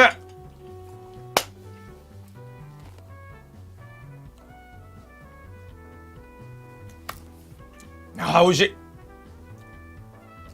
い。いやみんなやっぱ刺身はね、ほんとね、絶対どんなところでもちゃんと冷凍じゃないところ出してるあるから、スーパーでもやっぱね、冷凍解凍した刺身はいかんって言ってもそれしか食べれない地域の人しょうがないけどね。海なし県とかうまい。まあ冷凍解凍しても美味しいのはあるけどね。サーモンとかは割と日持ち実はする魚で良かったりするんですけどね。でもやっぱ生が一番いいよね。おかみマヨネーズを持って、ちょっとまださこれ食べてないんやけど喋りまくって、今日贅沢やな。わー、サーモンはもう冷凍ばっかなん。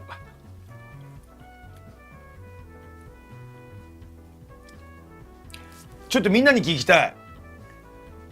日本海側でも太平洋側でもいいけど、海に面している県にお住まいで、かつ海見えますっていう、うちから例えば車で15分とか20分以内に海が見えますっていう地域にお住まいの方、ちょっと挙手してください。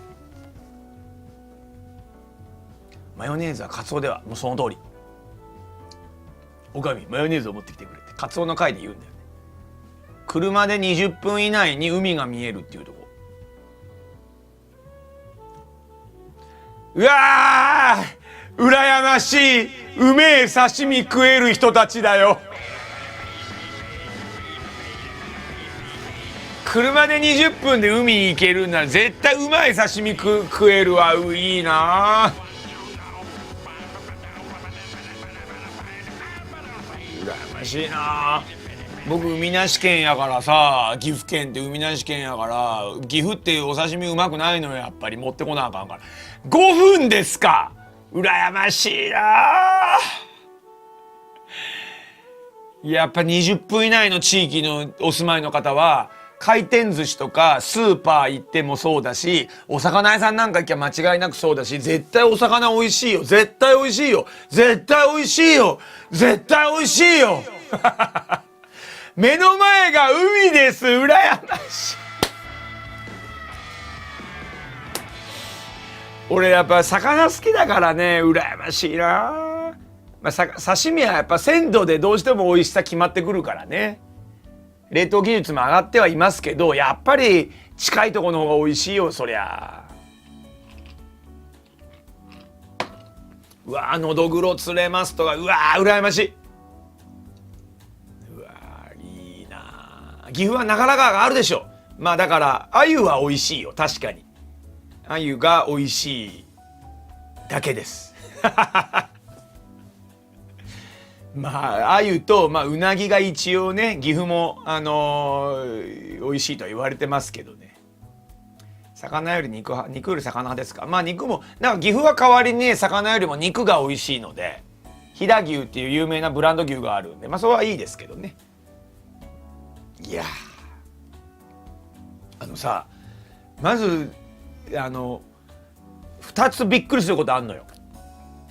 もちろん日本全国お魚美味しいとこあるとは思うんですけど、やっぱね、今まで行った中で金沢行った時の日本海側の海の身の引き締まった魚食べた時と、北海道行った時のもう北海道のどの回転寿司でも居酒屋でも魚がうまいっていうところと、北海道のマジモンのイクラ食べた時はもうこれもん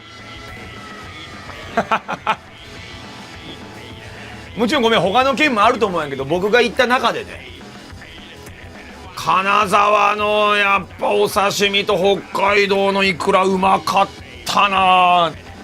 もうすごいびっくりしたね。新潟は行ったことはもちろんあるけどね、お刺身以外のものいっぱい食べてもらったかな。いやー、やっぱりすごいね。北海道のイクラのイクラ丼は美味しかったね。なんなんだろうね。もちろん仕事とか旅行で行って気持ちがテンションが上がってるっていうのもあるんやろうけど、新鮮さに勝るものってないんだなってよく分かった。やっぱ当たり前ですけど、生臭さが一切ないっていうのと、あと醤油とかをたくさんかけなくても、そのお魚自体の味ね、旨味が半端ないんですよ。やっぱもうお魚嫌いな人はちょっとね、申し訳ない話なんですけど、いや金沢美味しかったな。すごかったですね、金沢。金沢すごいのが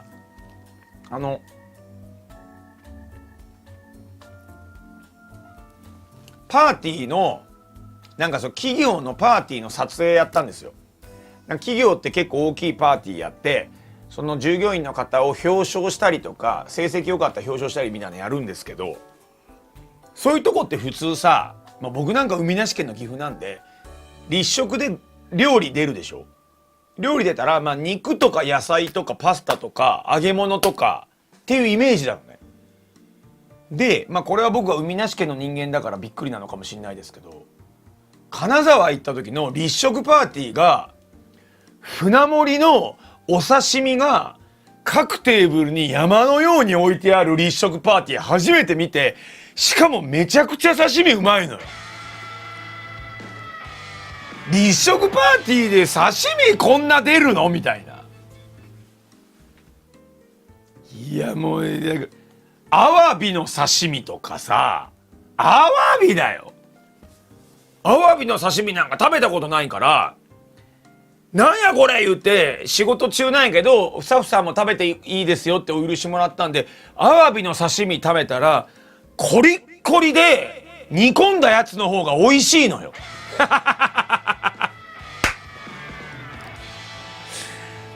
アワビの生なんか食べたことないから、もうコリッコリで歯が欠けるんかなっていうぐらい新鮮で、煮込みの方がいいなって思ったもん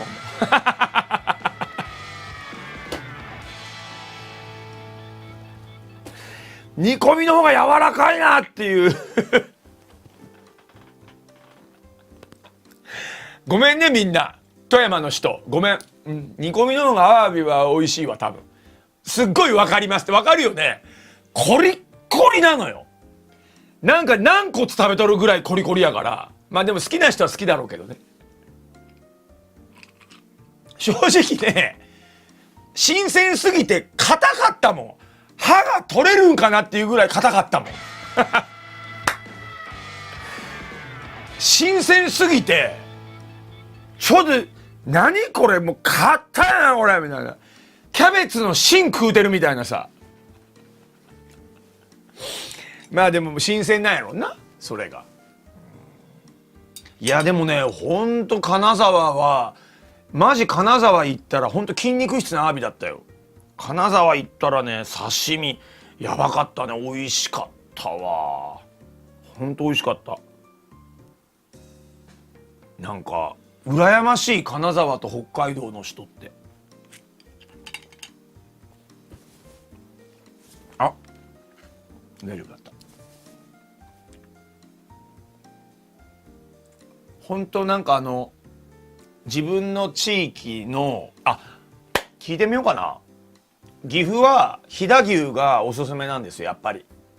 飛騨牛っていうそのブランド牛がおすすめで、あとさっき出た鮎、長良川がやっぱあるので鮎が結構、鮎の塩焼きとかシーズン秋ぐらい、ごめん、春先のやっぱね、鮎の塩焼きってすごい美味しいんですよやっぱり。でそういうやっぱりね、土地によって旬とか売りのものってあると思うんやけど、皆さんお住まいのお地域の自分が好きなものとか、この県 うち住んでるこの県はこれうまいぞっていうもの、皆さんぜひ書いてください。で何県の何々って書いてもらうとちょっと分かりやすいんで、皆さん何県の何々ってぜひお書きください。どうぞ。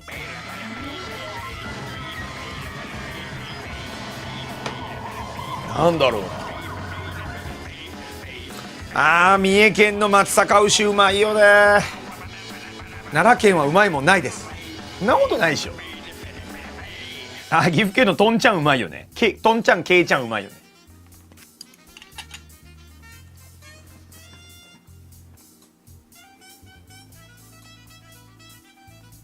福井もうまい、わかる。マンゴー宮崎うまいよね。宮崎牛とマンゴー。下仁田ネギいいよね。絶対大体酔っ払うと下ネタネギっていうやつね。滋賀のビワマスっていうのは、マスってお魚かな、食べたことないな。長崎県のヒラスってお魚。でもカツオうまいよね。東京でこの前、東京の話で恐縮ないけど、絶対静岡の方がうまいと思うんだけれども、東京の六本木ってあるでしょ。六本木ってまたうまいもんが集まってんのよ。それでこの前さ、ゲーム実況タイムショックってやったじゃん。あれの1の時に終わった後、スタッフの皆さんが打ち上げじゃないですけど、スタッフと僕だけで打ち合わせ兼で連れてってくれたのよ。六本木にあるこれごめん、長野の話とちょっと違うんですけど、ごめん、長野じゃないわ、静岡の話と違うんですけど、カツオの有名な県って静岡以外にもあるでしょ。土佐のカツオを一匹買ってきて、カツオってマグロの同じ科なので、こんなでかいのを目の前でさばいて、でいいとこの赤身をバンバンって切って、串にこうバッバッって刺して、短冊状のやつをで藁ですよ。藁と備長炭の炭火でぐわーって焼くのよ。すごい火力で。それ見えんのよ。でその藁の風味と炭で焼く表面を炙ることで、寄生虫とかがいるらしいんで、カツオってあれを炙ることで本当は殺すんやけど、それで風味も出るっていうので、ぐわーブワーっていうのを焼いて、焼き終わったらバンバンバンって切って、カツオじゃごめん、ニンニクと生姜とで小皿に醤油と塩をバーン出してくれて、はいどうぞって言って厚めに切ったカツオのたたきで塩とニンニクの薄切りをちょっとつけて、でいただきます。食べたらうまい、おいしい。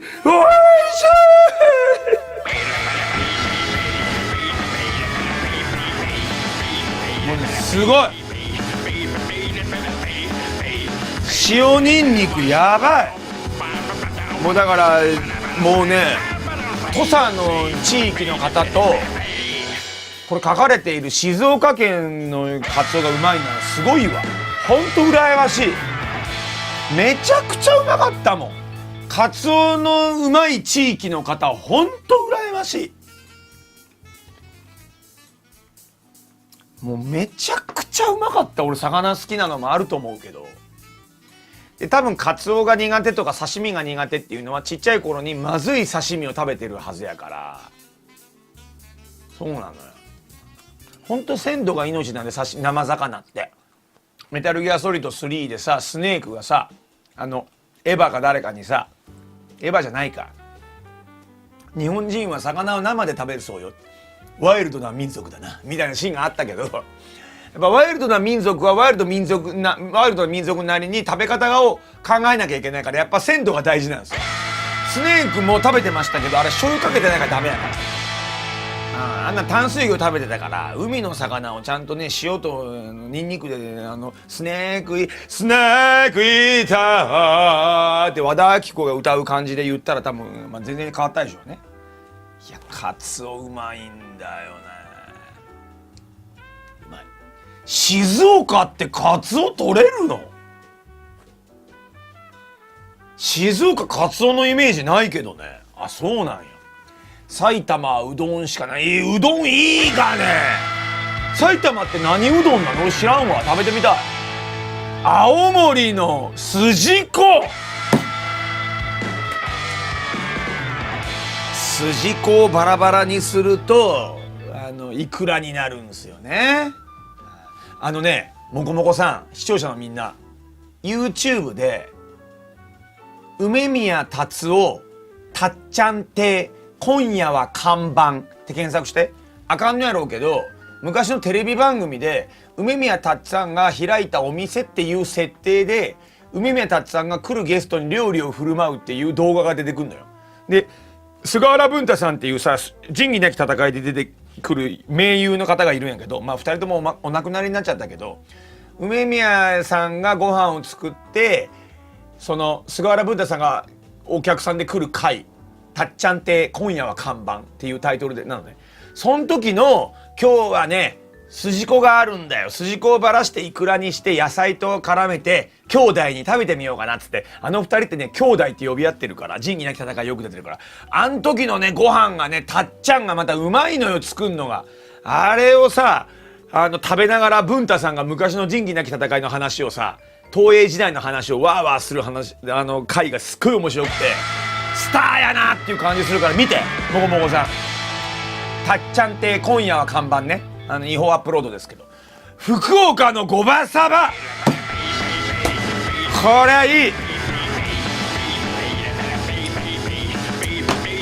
ごまさばっておめえ、こち亀のさあ、こちら葛飾区亀有公園前発出所のりょうさんのおめえ、ジョデーは柔道のおめえ、柔らの方やな。ジョディのお父さんの幕竜大佐がこれはごまさばだなっつって言うやつや。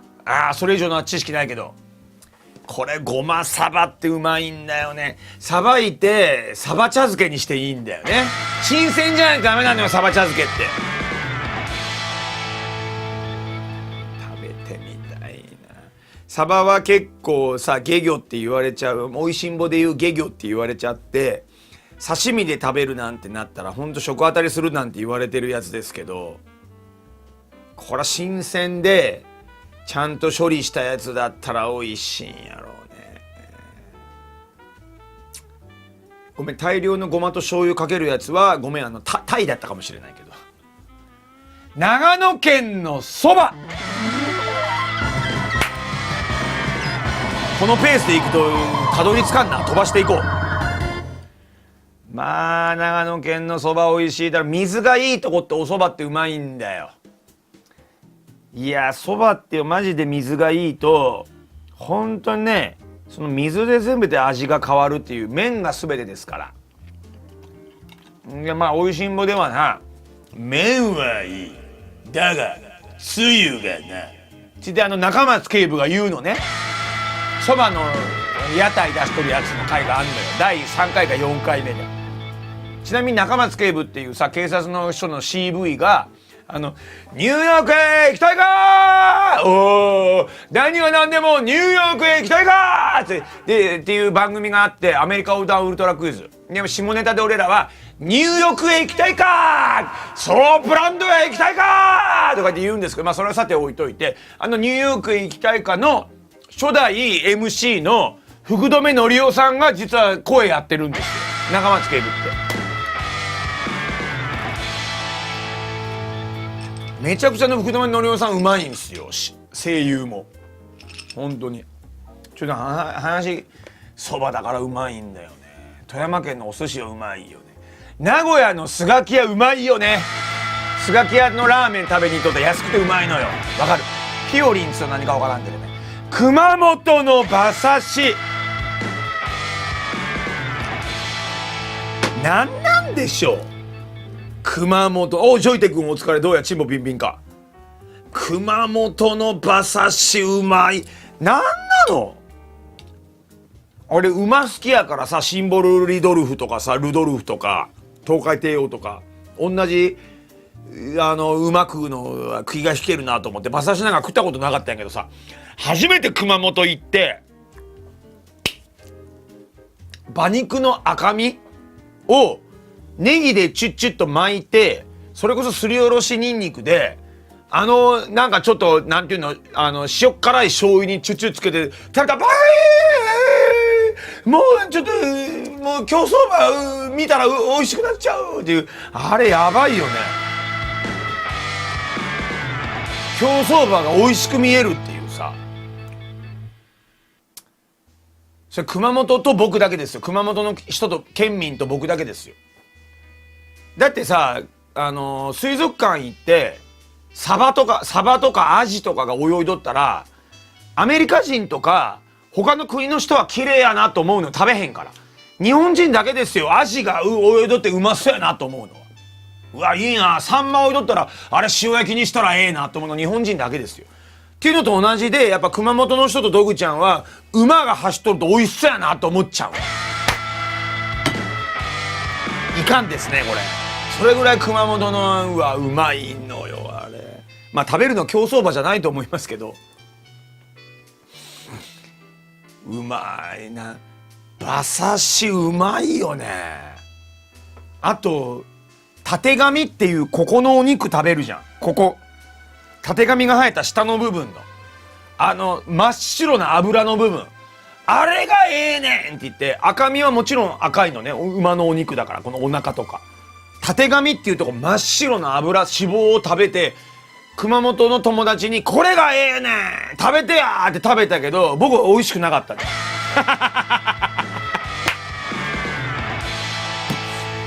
なんかぐにゃガニャゴニョゴニョとして脂っこくて、ちょっと僕たてがみは僕ええですわって言って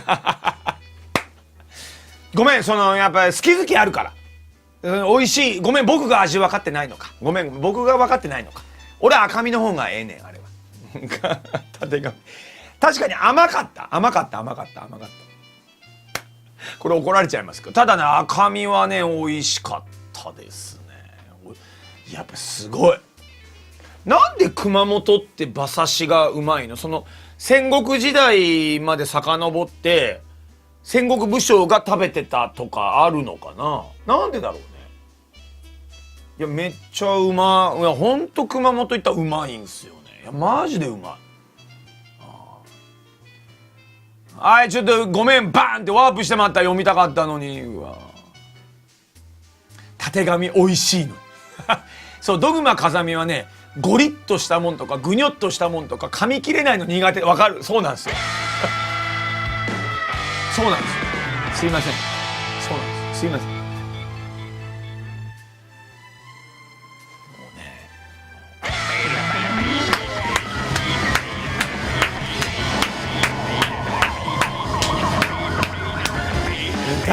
ですか。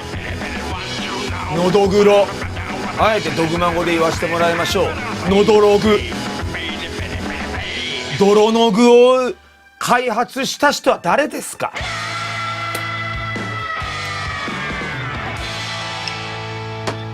一説によると錦織くんか誰かがのどぐろがその有名な県でのどぐろ美味しいですよってテレビで言っちゃったから値段が上がったなんていう俗説がね、嘘だと思いますけど、そういう説が出るぐらいのどぐろってほんとここ10年ぐらいで有名になった魚だよね。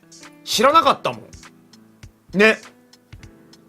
で、なんやのどぐろっておめえそういうなことあれへんやろうと思ってさ、今ではメジャーな魚になったから岐阜でもいい値段とんのよ、のどぐろのさ塩焼きって言ってとんのよ。2500円とか3000円とか。東京でのどぐろ食べたら8000円とか9000円するんや、マジで。なんだ東京でさちょっとメーカーさんに連れてってもらったいい店行ったらさ、のどぐろあるやん食べようかなと思ったら9000円するんや、マジで。さすがに頼まれへんかったわ。でメーカーの人にのどぐろいいですかって、あ、何食べてくださいいいですよって言って9000円ですよって言ったら一瞬止まってはったわ。ネジ切れたんかなと思った一瞬うって止まっとったわ、あの人。でさ、岐阜で食べても2、3000円とかするのよ。そんなもんね大してうまないやろタケらしいと思って。で一口塩焼きこう食べてペー油のどぐろイコールしゃぶ。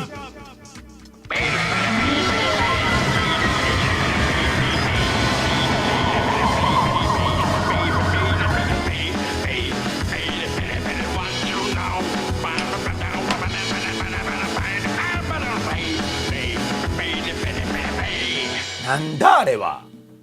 のどぐろの主成分しゃぶやなのどぐろの主成分しゃぶですわ。いや俺しゃぶやったことないけど一緒ですわ多分あれ。美味しいね。知らなかったですもん、海なし県出身だと。美味しいですね。何ですかあれ。もうのどぐろってしゃぶでできとるか全部化学調味料ですよあれ。その化学調味料の瓶が泳いどるもんですわあれ。で焼いて中のもうタレ粉顆粒状のやつ舐めるみたいな美味しい、旨味でしかない。何なんですかあれ。のどぐろって有名な県どこあれ。誰なの釣った人もうグルタミン酸が泳いどるもん瓶があれ。あれ美味しい。本当に10年かなんか5年か10年前食べましたけどこんな美味しいもんあれでびっくりしたもんね俺。あれ石川県ですか最初。まあ最初というか他の県にもあったやろうけど石川とか島根とかあっちですか。まあごめん俺地理全然わからんから石川と島根がもうごちゃわからんけど。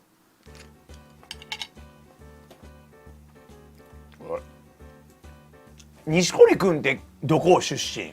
錦織くんなかったかな言っとったの。まあ美味しいよね。美味しい。深海魚なんでどこでも釣れるんだ。あ、そうなんだ。錦織くんは島根だからごめん俺錦織くんって間違ってるかもしれんわ。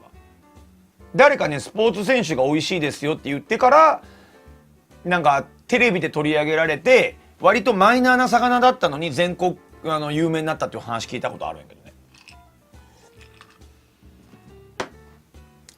いや深海魚みたいなもんなんや。あ、そうなんだ。あ、錦織くんで合ってると思います。話全然変わるけどジョイテック元気かチンボビンビンかはねどうやコメントあった気がするけどそのせいかこの来るか。あとみんなのコメントもう一回見たいんやけどコメントが今日流れが早くて高円寺の大和なんとかのラーメン、あ、美味しそうやな。九州の甘い醤油が、確かにその甘い醤油、俺ね正直どうかなって九州の思ったんですけど、馬刺しには甘い醤油いけますね、マジで。でもごめん、魚はねこっちの塩辛い方が俺は好き。それはまあ生まれた地域でちっちゃい頃食べ慣れてるっていうのはあると思うので、これは甘い醤油で魚食うのは僕はもちろん否定しないですし、塩辛いので育ったらやっぱ甘いとちょっとって思っちゃうのもまあご理解いただけると幸いですね。和歌山のパンダ、これ美味しいんですよ。もう無視していい無視していい、本当に無視していいかしら。生肉嫌いだったけど多分馬肉の話だと思うけど初めて食べれたんだ。美味しいよね。サンマ食べたいよね。サンマうまいね。え、サンマうまい地域の人送ってくんない？貝マグロ、なるほど、送ってくんないかな。まあうまいんだよな。うまいわ。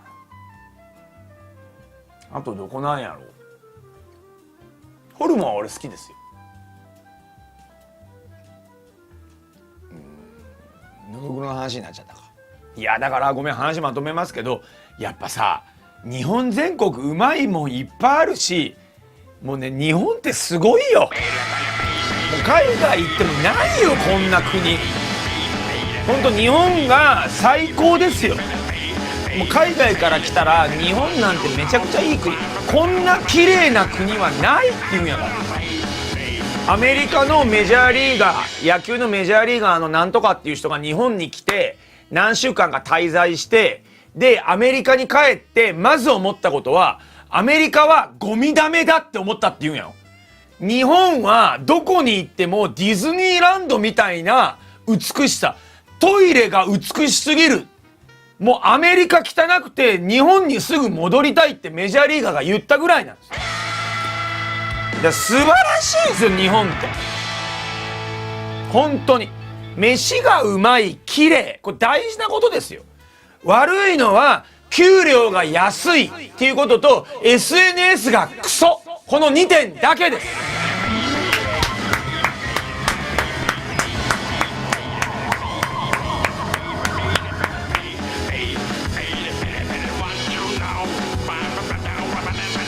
ありがとう。秋葉達也君5件のメンバーシップギフトありがとう。修太郎さん他皆さんに当たりました2500ポイント。秋葉君ありがとう。ありがとうございます。頂戴いたします。ありがとう。もうね、もちろん海外にもいいとこ日本にもいいとこ悪いとこあるとは思うんですけど、いいとこですよ。本当にちょっと2チャンネルのまとめ見たり TwitterX 見ると日本の悪口ばっかりで、はよ出てってくれよ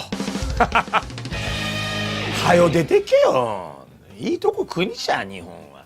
給料が安いだけや。トイレきれいなのは本当助かるよね。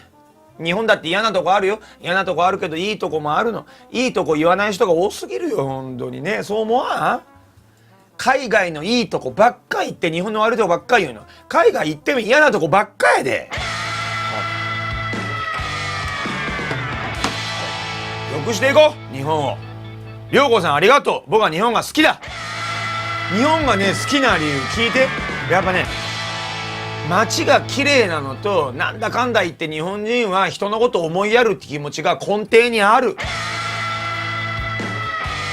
対そう。あと僕一番好きなのは日本語が通じる。海外行ったら通じないよ。文句ばっかり言いやがって。ああ見て、今オランダに住んでいるだって。現地の人たちは食に興味がなさすぎて美味しいものがない、日本に帰りたいですっていう人の小手半がもだえ人妻天国3、汗まみれの山瀬まみっていうクソ下ネタです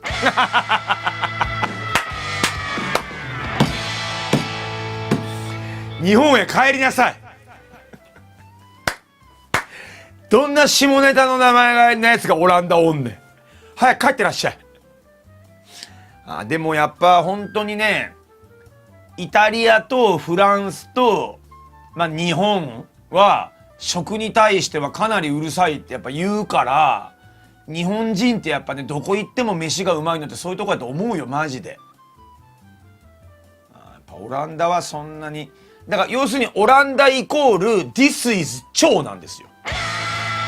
ごめんね、ドグ生のスタッフやってくれている50歳の This is 超くんっていうのいるんですけど、基本的に超くんはお腹が膨れれば何でもいいって言ってるんで、そうなんですよ。だから醤油味の段ボール、これでいいわけですよ。もうね、僕は許さないんですよそれが。聞いてください、高いもん食えって言ってるわけじゃないんですよ。コンビニだってね、チェーン店だって何でもいいんですよ。美味しいものを少しでも食べたいっていう気持ちはやっぱないと、僕は日本人としてダメだと思うんですよ。安いもんでもうまいもんいっぱいあるんですよ。うまいもん食べたいっていう気持ちだけなくしてほしくないんです。これ This is 超なんですよその探求心だけなくしちゃいけないんですよ。わかる？うまいもん高くなくてもある。王将うまいでしょ、王将。そのね、安くてもうまいものを食べたいっていう探求心なくしてね、いかんと思うんですよ僕は。よしさん1000ポイント。でもスパチャはドルで受け取る方が嬉しい。そうなんですよ。今ね、ドル払いの方がいいんで、皆さんドルでね、1000ドルだったら皆さん1万円ですから。よしさんありがとう。ともさん5名のメンバーシップギフトありがとう。もうすぐメンバー限定になります。どうやって人に向かわせてるのかチョークこれそうともくん、よしくんありがとう。いただきます。あとビスマスくん、りょうこさん、秋葉くんもありがとうございます。あとね、飛んでたたまぐろっこちゃん、長野県は山賊焼きがいいです。ありがとう。マスターハイボールのレッドブル割りを、レッドブル割り美味しいよね。はい、酔っ払ってクルーザーから落ちた君ライコね、やめなさい。たまぐろっこちゃんさん、秋葉ニコニコ見てる人さん、りょうこさん、ビスマスマーク3さん、よしさん、ともさんありがとうございます。読めてない人ごめんなさい。山賊焼きうまいんだよな。今そうか、100ドルだと1000円1500円ぐらい。ニンニクのやつ美味しいよね、鶏肉の。いや日本いいですよ。ダメだ将来がないって言っても、だから食に興味ない人は海外行ってもいいかもしれないですけどね。ありがとうございます。すごい嬉しいんですけど、食の話して盛り上がっとる時にゲロしゃぶうんこマンですからねこれ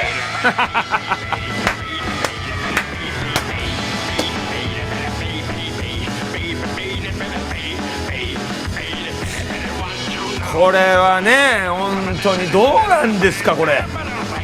食で盛り上がってるのにゲロしゃぶうんこマンですからねこれ。ひどい。おい、水飲もう。まあいいでしょう。ありがとうございます。金くれりゃ何だっていいですよ。もうちょっと宮城今日もらっていい？しかしこの曲かけると話す内容下品ですけどバーにいるみたいな気持ちになるね。人間不思議なもんやな。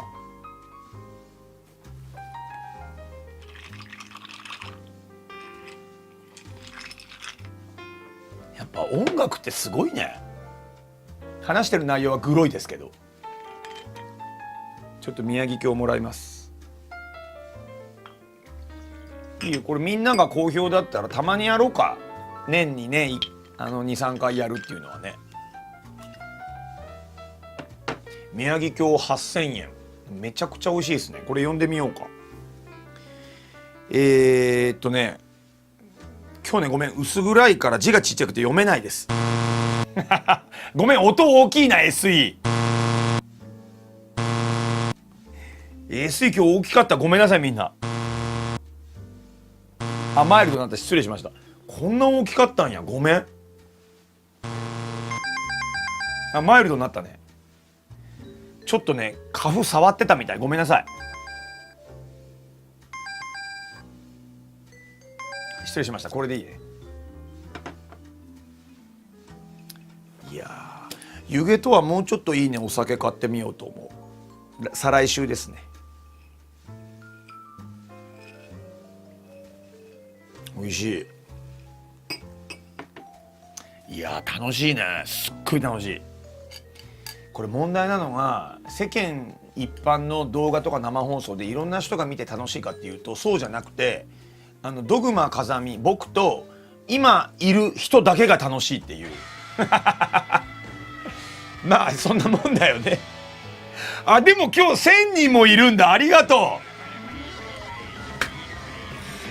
う。ごめん、俺500-600人しかいないと思ったわ。みんなコメントして読む。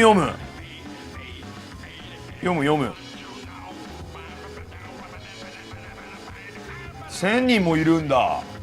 俺もう500-600人しかいないと思ってた。俺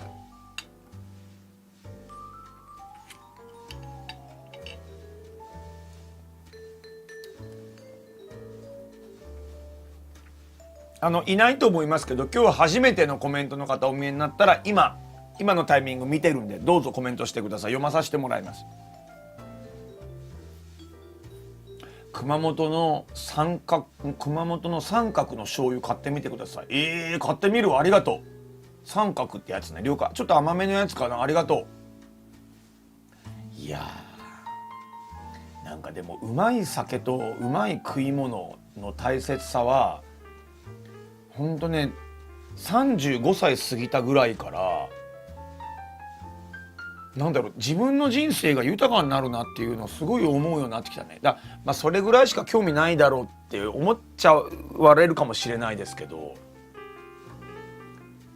なんか人間ってなんで生きてるんだろうって言ったら、笑うこととうまいもん食うことと、あとはもちろん子供に育てることがね生きがいだっていう人もいて、人それぞれだと思うけど、でもやっぱなんか人間がこう人間として必要なことっていうのは、俺笑うことと飯食うことがすごいなんか重要になってきたね。まあうまくいかないね、まずい飯食っちゃうこともあるんですけどね。京都のハモいいですね。一回しか食べたことないけど美味しかった。ハモの湯引き美味しいですね。まあ寝ることも大事だね。確かに。さ、いいもの、すごい美味しいもの食べて本当に満足した時って一日満足しない？そんなことない？いやもうね、本当にね、一日満足するんだよな。初見の方お見えにならないかな。ごめん、もうすぐニコニコよ会員限定始まっちゃったんで、ニコニコはニコニコでちょっと待っててって言っといてね。タタさん、ひろゆきのショート動画、無断転載されてます。無断転載されてるの？ちょっと言って、警察ジャロに言って、ジャロに無断転載禁止、ダメ。はい、タタさん言いました。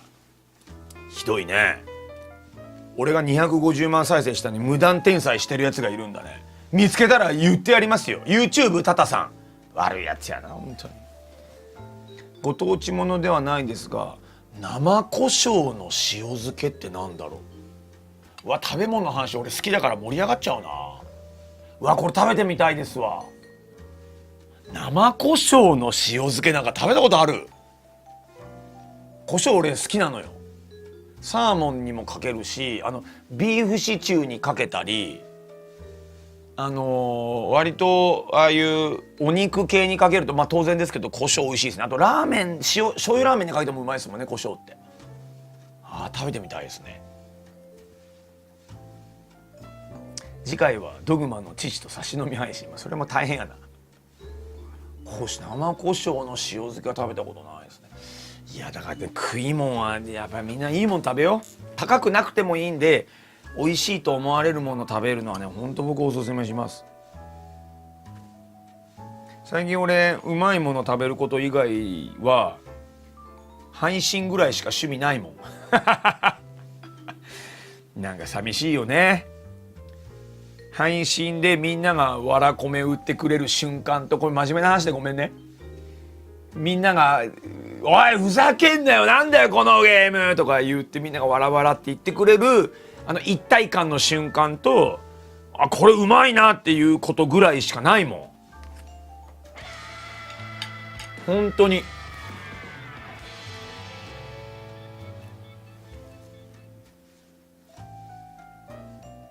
まあゴルフもそうですけど、ゴルフなんか今上手くないからそんなに快感じゃないよね。なんとかやってるってだけでさ。お、ありがとう。来ましたよ皆さん。パルムさん初見です。今日もロム線で楽しんでいましたが今書くしかないと思って。パルムさんいらっしゃい。ご注文は何になされますか？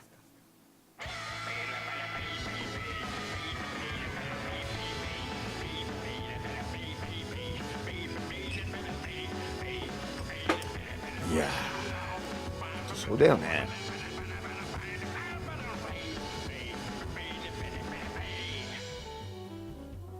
で今なら本当に普段僕バーとか一人で居酒屋とか行けないタイプなんですよ。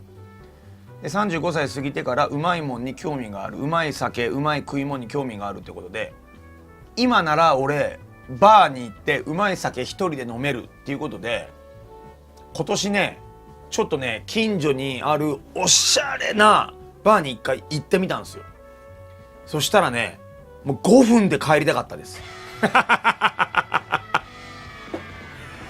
もうだってなんで酒はうまいけどもう寂しいもん。喋ることないし一人でこうやってやっとってもうまいなってガバガバ飲んでまうけど、喋りたって喋りたってマスターはなんか常連と喋っとるし横の人とに喋りかけるわけにもいかんし、もうはよ帰りたいもん。なんやこれ寂しいわ。酔っ払って喋りたいのに一人で帰って配信しようかなみたいな。まあやっぱだからバーは合う合わんはあるよね。だから一人で飲んでその雰囲気を楽しめる人間だといいんだろうね。喋んなくても思いを巡らせるっていうのが大丈夫だから、コメントあるジョイテックみたいな自分大好きな人間はいいんですよ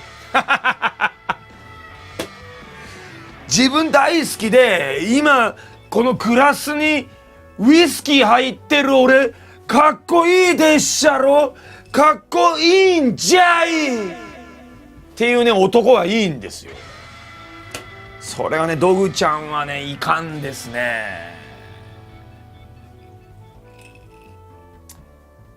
いやジョイテックみたいな人はかっこいいんじゃいっていう人はいいんだろうね。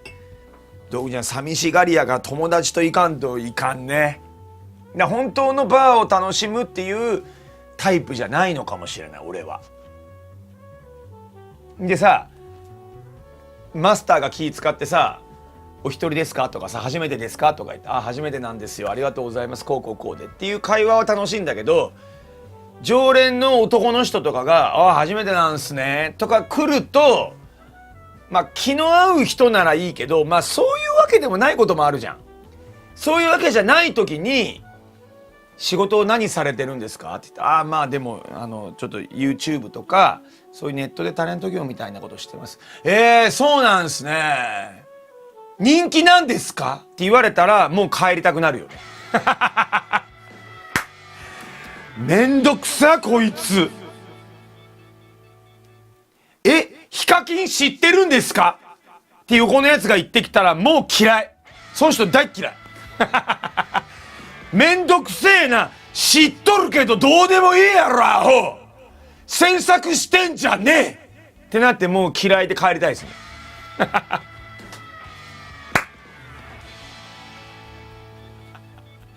まあ人によるからねそれは。めんどくさいなこいつみたいな。知ってるんですかうちの娘がヒカキン好きなんで会えますとか言ったらマスターお勘定いちいちしてんじゃねえよ。前さ沼袋住んでる時に家の近所に、汚いバーみたいなとこあったのよ。1,000円自販機やってるとこの隣の隣にあったのよ。汚いって言ったら失礼やけど、で1,000円自販機やった後にそこの女性のオーナーの方が「いつも撮影されてらっしゃいますね」っていう声かけてくださって「あ、すいません」って言って、これうちの敷地でその会社の社長いたじゃん、1,000円自販機の。にOK 出して置いてもらってやってもらってるんですよ、どうぞどうぞって言ってくれて、あ、すいません勝手に取っちゃって、いやいいんですいいんです全然、ここの売り上げの何パーかうち入るし全然問題ないんでっていう、すごいいい方で、で撮影終わったらたまに飲みに行ってたのね、1,000円自販機の横のお店に。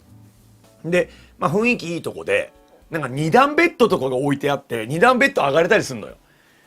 2段ベッド寝転んでもいいしそこで飲んでもいいって変わった店で、もちろん普通の席もあるとこなんですけど、で僕2段ベッドの下座って、で当時一緒にカメラやってくれる子も上行って、わあ変わったお店だなっていうおしゃれなバーで、じゃあ僕ウイスキー僕ビールみたいな感じでその子と一緒に飲んでたんですね。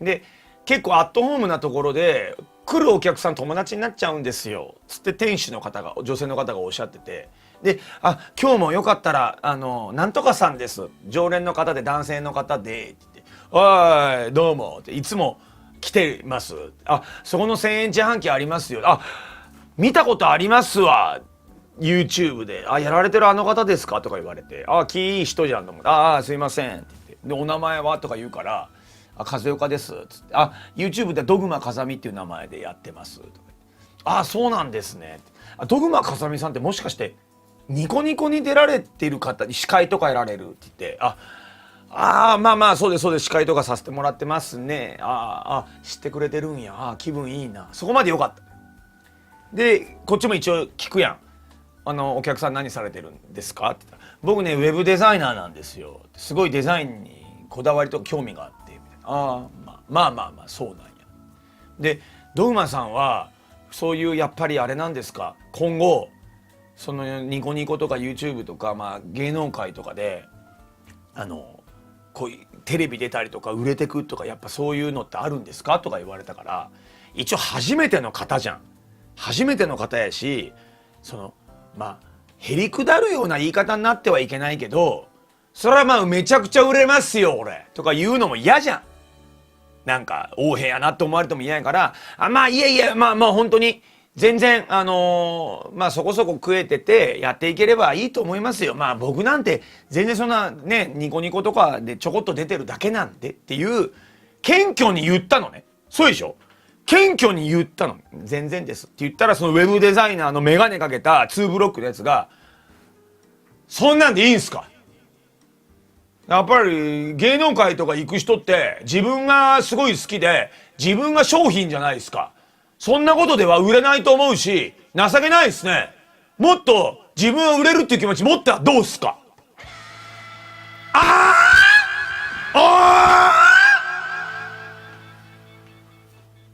お前初めての男にそんなこと言うのめちゃうんかおい。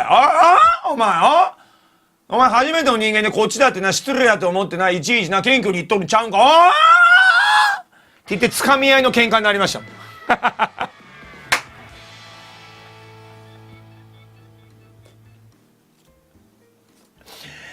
最初優しかったんですけど、だんだん向こうの常連とかがすごい生意気な、常連とかがすごい生意気な態度取ってきたんで、ちょっとすごくムカついて喧嘩になりました。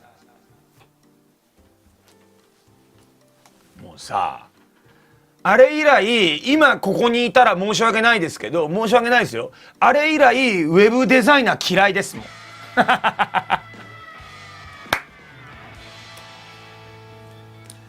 もうさ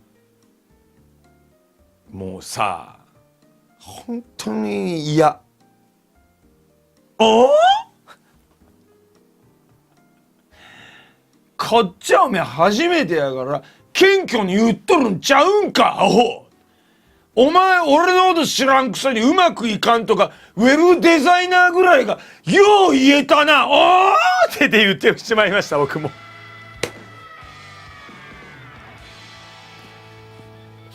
ごめんねウェブデザイナーの人、むちゃくちゃムカついて、本当に。だからもうあれ以来バーがね苦手なんですよ俺。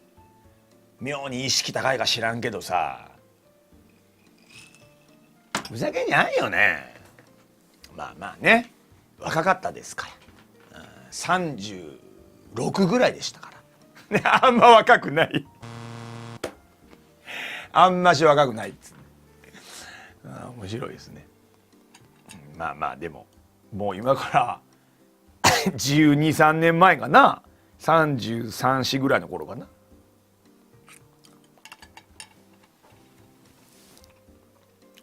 もう今で同じことあっても声出せないですよ。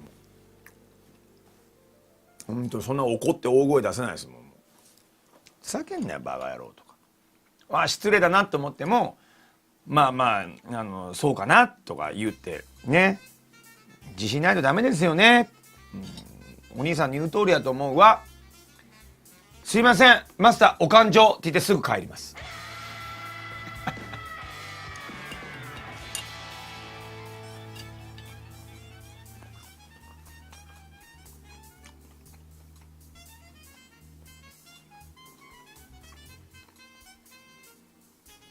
だから常連の人ってむずいんだよね。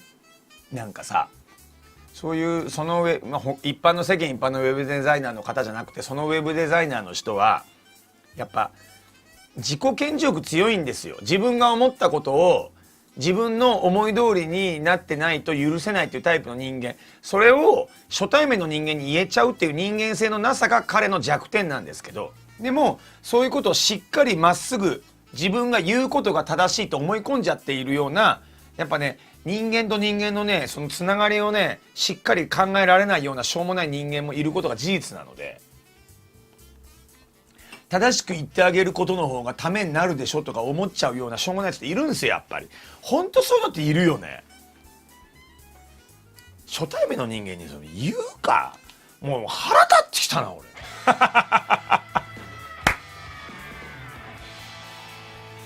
いやほんとそういうのっているよね。そうなのよ。でそういうやつに限って僕はコミュ力高いですって思い込んでるんだよね。いやおめえ思っとること素直に思っとること思いっきり嫌なやつだよ。こっちは気使ってお前が嫌なやつって言ってないのにバカじゃねえのっつって。でさデザインやっとるかどうか知らんけどさ下に見てくるんだね人を。俺はいいもん作ってます。何お前もウェブデザインやっとるだけやねえかたきお前がなんぼのもんじゃアホ。ウェブデザインやってる人いたらごめんね、その人が悪いだけやからまあまあごめんなさい、そんなことはあったっちゅう話ですけど、まあだからようねそんなことは稀な例でしょうけどね。そうですよ。だからやっぱ皆さんのおかげでこういう仕事させてもらってるのもあるかもしれないですけど、失礼じゃない普通の人に対しては当然僕も失礼がないようにってする癖ついてるので、いろんな人にお会いさせてもらったり、ごめんなさい視聴者の方にちょっと失礼な部分があった時代はあるかもしれませんけど、今はねもう誰かに会っても本当に失礼ないようにみんなが楽しいようにっていう風になるようにねちゃんとやるような体になっちゃった結果すごく失礼がなくはなったと思うんですけど、一個ねマイナスなポイントがつきました。ドグちゃんがね面白くなくなって勢いがなくなりました会員限定の時間来たんだ。やっぱねそれ失礼なのはいけないけど、やっぱ今の霜降り明星の粗品さんじゃないですけど、やっぱ勢いに乗ってみんなで強大な悪を打つみたいな、強大な悪に対して悪口言うとか、ちょっと失礼あっても面白いよねっていうことまでやっぱこう言わなくなるっていうことの癖がついちゃってるので、ちょっとね自分で面白くなくなってるなっていうのはねもうだいぶ思ってますね。やっぱね尖りがなくなっちゃってるからね。でも一個ありがたいことはこうやってご覧いただいてる皆さんも中年のいい年齢になって「おお富田お疲れどうやチンボビンビンかお疲れ」「んなことないって言ってくれとるありがとう」これ富田がねディレクター富田がね「んなことないって言ってくれとるのはねあとね、残り現金2万円でギャラがね、まだ未払いなんで、それが欲しいだけなんです。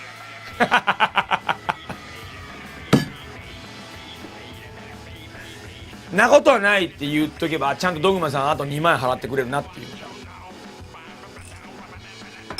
この前7万円払おうと思って財布見たら、5万円しかなくて、ごめん、ちょっと5万円払っとくわって言って、あと2万円払うわ。なことない、2回目。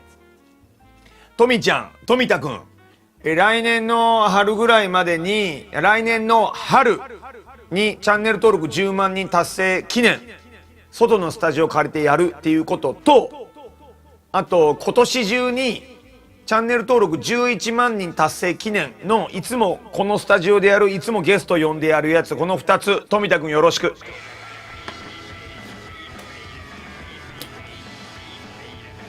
やっぱ10万人記念よりも11万人が先来ちゃいますけど、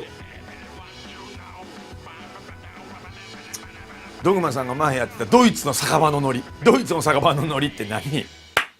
ドイツの酒場なんですよ。ラルガキャルマスクリダルメンジュダダルストゥンマラセイバレダスビアトデラガンガガルマスクのマレナレビンイッビンのビアスがマディやるやるストレバレチョレブソレバレっ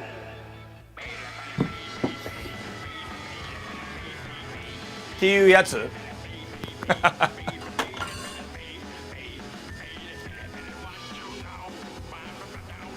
ちょっと疲れちゃって疲れちゃって。我々は一人の英雄を失った。これは終わりを意味するのか。いや、これは始まりなのだ。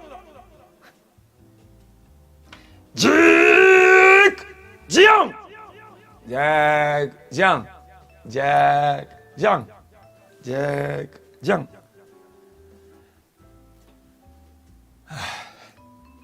ギャラクシーバンジョー。酔っ払っとってわからんな。こびぬ、欲しぬ、帰り、あれ何だっけ、忘れてまった、俺ごめん。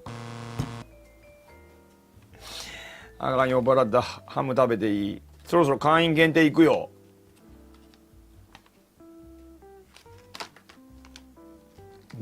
今ちぎろうと思ったらでかい方取ってまった。そうだ。引かぬ、こびぬ、帰り見ぬ。見よ、この子供。周への思いがこんなこすら迷わしてしまう。人は愛ゆえに苦しまねばならん。愛ゆえに悲しまねばならん。愛ゆえに。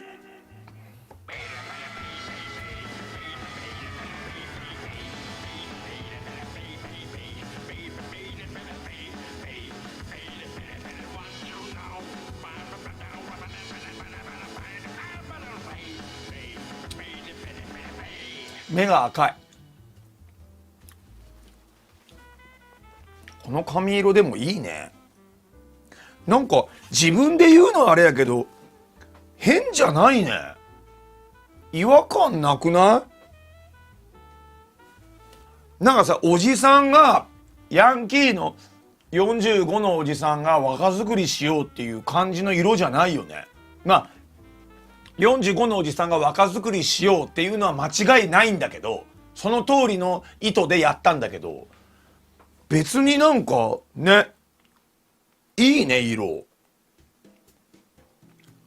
全然いいね。みんな見てよこれ。トミちゃん、ジョイテク見てよ。これがねイエスマンっていうことなんですよ。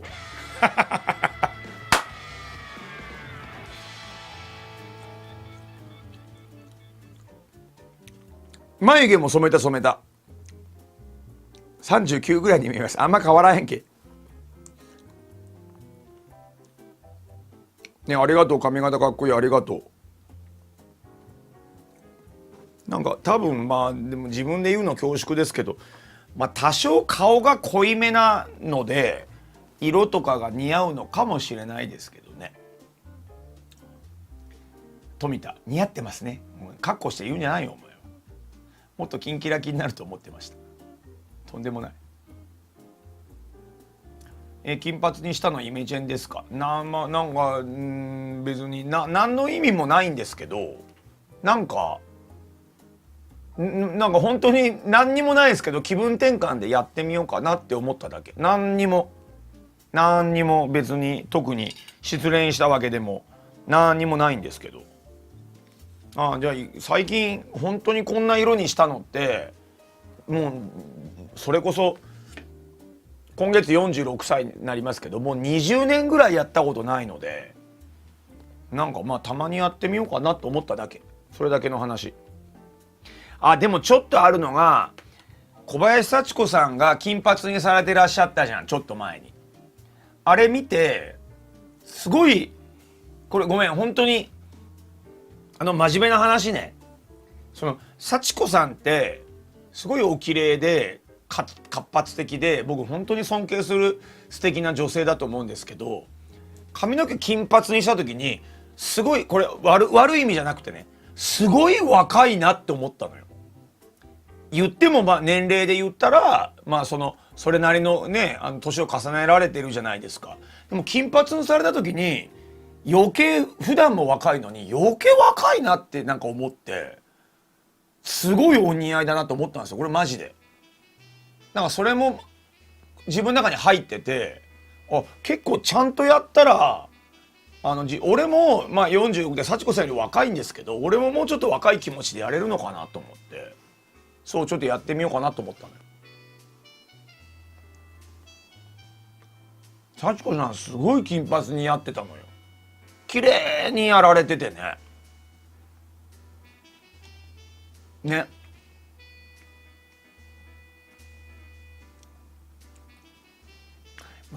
幸子さんのこと言うの本当にその年齢のこと言うのは失礼なんですけど、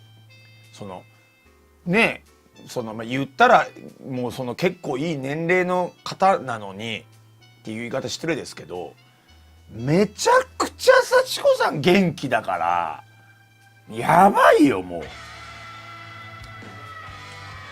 昨日は福島いて、新潟いて、東京戻ってきて、東京で収録2本やって、で次の日俺のラジオ行って、次の日起きたらまた九州行きますとか、もうすごいもんマジで。ロボだロボ。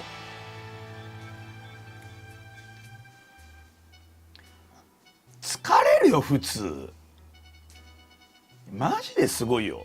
これ別に大物と一緒にラジオやってるからお前ペコペコしやがってって思う人もいるかもしれんけど、そういうことじゃなくて、やっぱすごいよ。自分で仕事って移動する大変さと本番を迎えるストレスっていうのって一応僕も分かってるじゃん。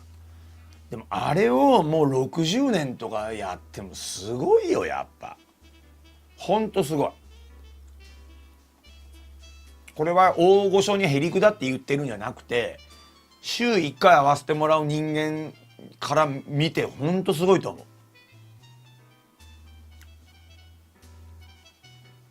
う。もうバイタリティやばい。やっぱね、人間って気持ちが全てなんだなってよく分かった。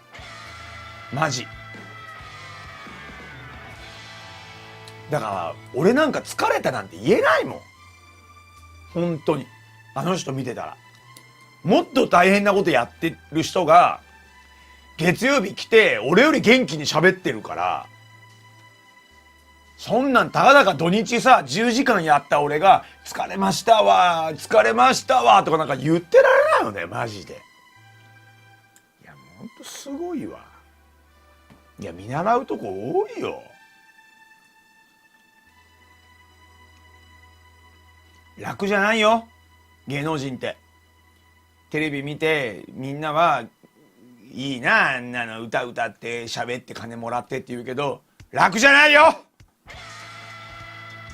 ほんと楽じゃない。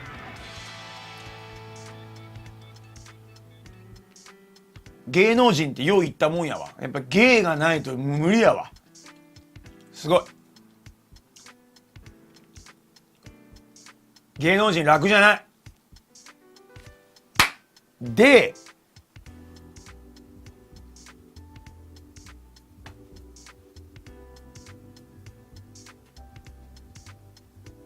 一般の仕事も楽じゃない。あんたらようやっとる。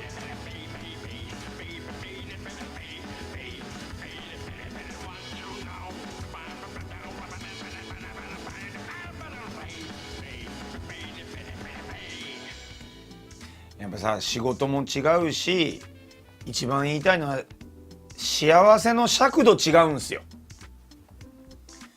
ちょっと前にこの話で会員限定いくね。ちょっと前に僕思ったのは大谷選手がすごいやん。当たり前、誰が見てもすごいやん。でも大谷選手がすごいんだったら毎日ずっと家族のご飯作っている私もすごいっていうつぶやきがあったの。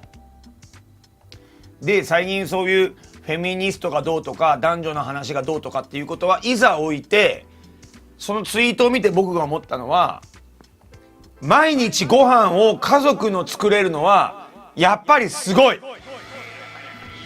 だってめんどくさいもん。だから大谷さんもすごいし、家族のご飯を毎日作るのもすごいし、毎日仕事行くのもすごいし、配信見てコメントしてくれるのもすごいし、配信を週に何回もやるのすごいし、やっぱ自分なりに頑張ることが人それぞれね、幸せの尺度は違えど、やっぱ自分なりに頑張るのはすごいのよ。いやもうほんとそうなのよ。もちろんさ、収入の違いとかありますよ。大谷ほど稼いでないじゃんって言われたらそれはみんなそうなんだけれども、やっぱ自分の物差しで頑張ったらいいじゃないですかって本当に本気で思うわ最近俺。ね、こういうこと言うとさ、すぐイエスマン捕まえて宗教臭いとか言うけど、そんなやつはほっときゃいいんですよ。そんなやつは頑張ってないやつですよ。毎日やっぱ自分がやるべきことをやるのが人生やんか。そりゃいろんな人生あるけど、富田みたいにさ、家族のために頑張ってさ、ちょっと休みがあると思ったらドグ生手伝ってくれよって言って俺から電話かかっててさ、やりたくもねえのに毎日俺と打ち合わせしたりとかさ、わざわざうちまで来て打ち合わせしてしょうもないレトロゲームの番組のディレクションさせられたりっていうやつもおんねんでも富田一生懸命やってくれるもん。感謝感謝ですよ。だからみんなやっぱ最後に宗教みたいで気持ち悪いかもしれないですけど、うちのバーの締めとしては、毎日自分らしく、なりにではなくらしく頑張りましょう。それでいいんです。また当店バーナイトドグマにご来店お待ちしてます。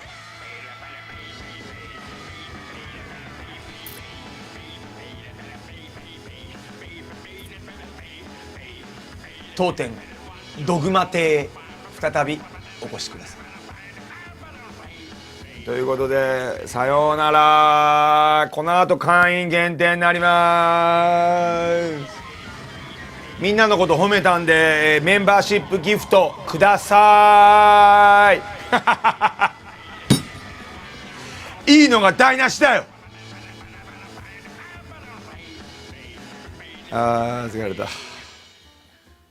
疲れた。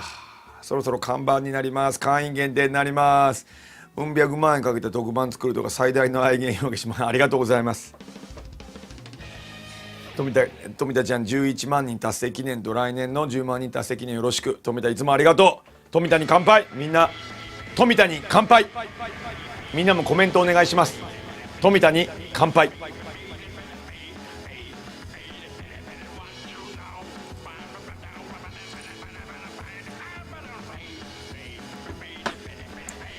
アスカミクちゃんありがとう。ズボズボズボっとくんありがと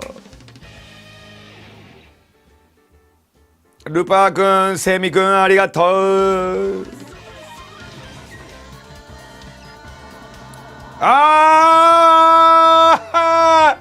5000円と2500円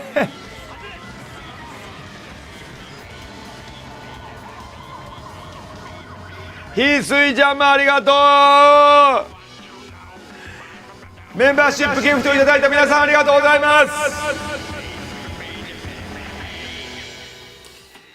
す。ちなみにメンバー当たった方、もともとメンバーの方、今週の、ごめんなさい、今週じゃない、今月の10月19、20、10月19、20土日ニコニコの有料会員 YouTube のメンバーシップ、今メンバーシップギフト当たった方も当然でございます。メンバー限定24時間生放送、ゲストゆげくん招いてこのバー再び開店いたします。もちろんゲームやったりラジコンやったり、一般のお話ではできないこと、裏でしか話せないことなんかゆげくんと一緒にやってまいります。バーもオープンしますし、ご飯も作ります、ゲームもやりますので、そちらもぜひよろしく、2週間後よろしくお願いします。メンバーシップありがとう。スライムさんもありがと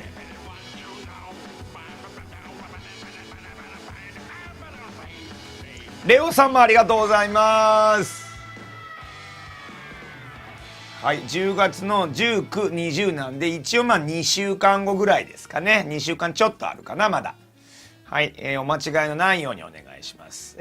双葉社エリカとサトルくんもありがとう。ちょっとごめん、飛んでるかな。すいません、全部読めてなかったらごめんなさい。エリカとサトルさん、レオさん、おでこさん5名ありがとうございます。もしよかったら当たった方、もちろん無料なので当たった方は1名で結構なんで、もう一回メンバーシップギフトいただいて他の方に当てていただくとメンバーシップの輪が広がっていきますので、ぜひよろしくお願いします。ご無理のない程度で結構でございますので、当店の常連さんが皆様へメンバーシップギフトいただけるので当店もやっていけます。ありがとうございます。おでこさんありがとう。いや、こどれたかさんもありがとう。ニコニコの5名のありがとうございます。2500ポイントいただきます。当たった方すいません、ちょっと数多くの方お見えになりますので全部お読みちょっとできないので、ご自分でメンバー当たったなとお思いになられると、コメントすると緑色になるので分かりますんでね。はい、ともさんもありがとうございます。はい、そして翡翠ちゃんさんありがとうございます。いつもすいません。木下藤吉さんもありがとう。そして改めてドリコングさん10名5000ポイントありがとう。感謝感謝。じゃあもうちょっと深酒になるかもしれませんけど、この後メンバーシップニコニコと YouTube やりますので40分遅れました。アートマークさんありがとうございます。いただきます。メンバーシップありがとう。ダークサイドさん当たんなかったごめんね、すいません。CH さん、新 H さんありがとうございます。そして双葉社さんもありがとう。レオさんもありがとうございます。おでこさんありがとう。やこどれさんありがとう。全部読めたかな。読めてない人いたら出しゃばりでいる。富田も500ポイント払ってくれとるありがとうございます。アルタイルさんも5名ありがとう。感謝。うちのバーやっていきます。ありがとうございます。すごいくれてる。ありがとう。これマジで当たってないって分かってない方もお見えになると思うので、今一回全員コメントしてみましょうか。940人920人一回全員コメントして自分のコメント見てください。緑だったらメンバーに当たってるので、この後の会員限定放送、10月の19、20のメンバー限定24時間も見ることできるので、はい、じゃあ今いる全員920人コメントどうぞ確認してください。中村雄一好きです。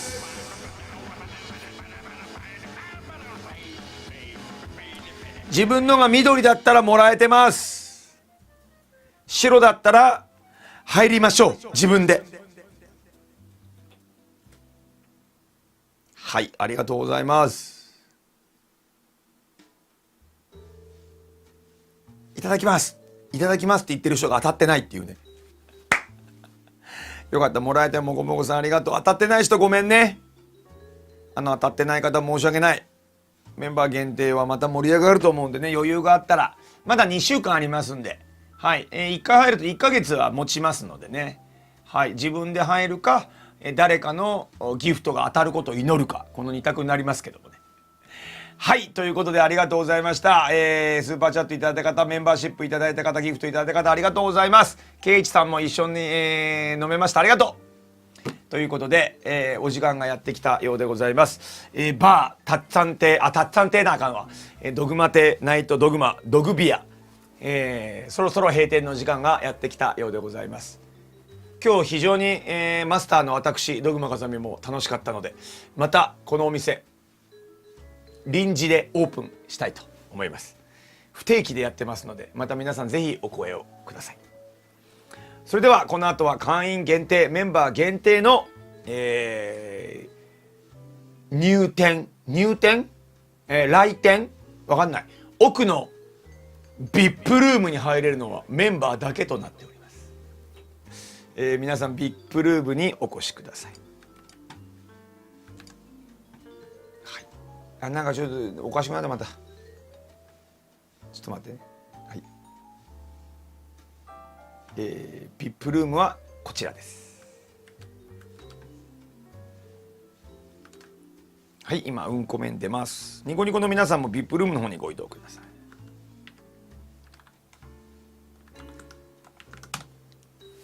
VIP ルームの方はこちら。VIP ルームにお越しの皆様には今までドグマ風見が抱いた共演者について喋ろうと思います。それはダメ。ダメっていうかいないですからね。まあでもちょっとぐらいいたかな。ダメ絶対。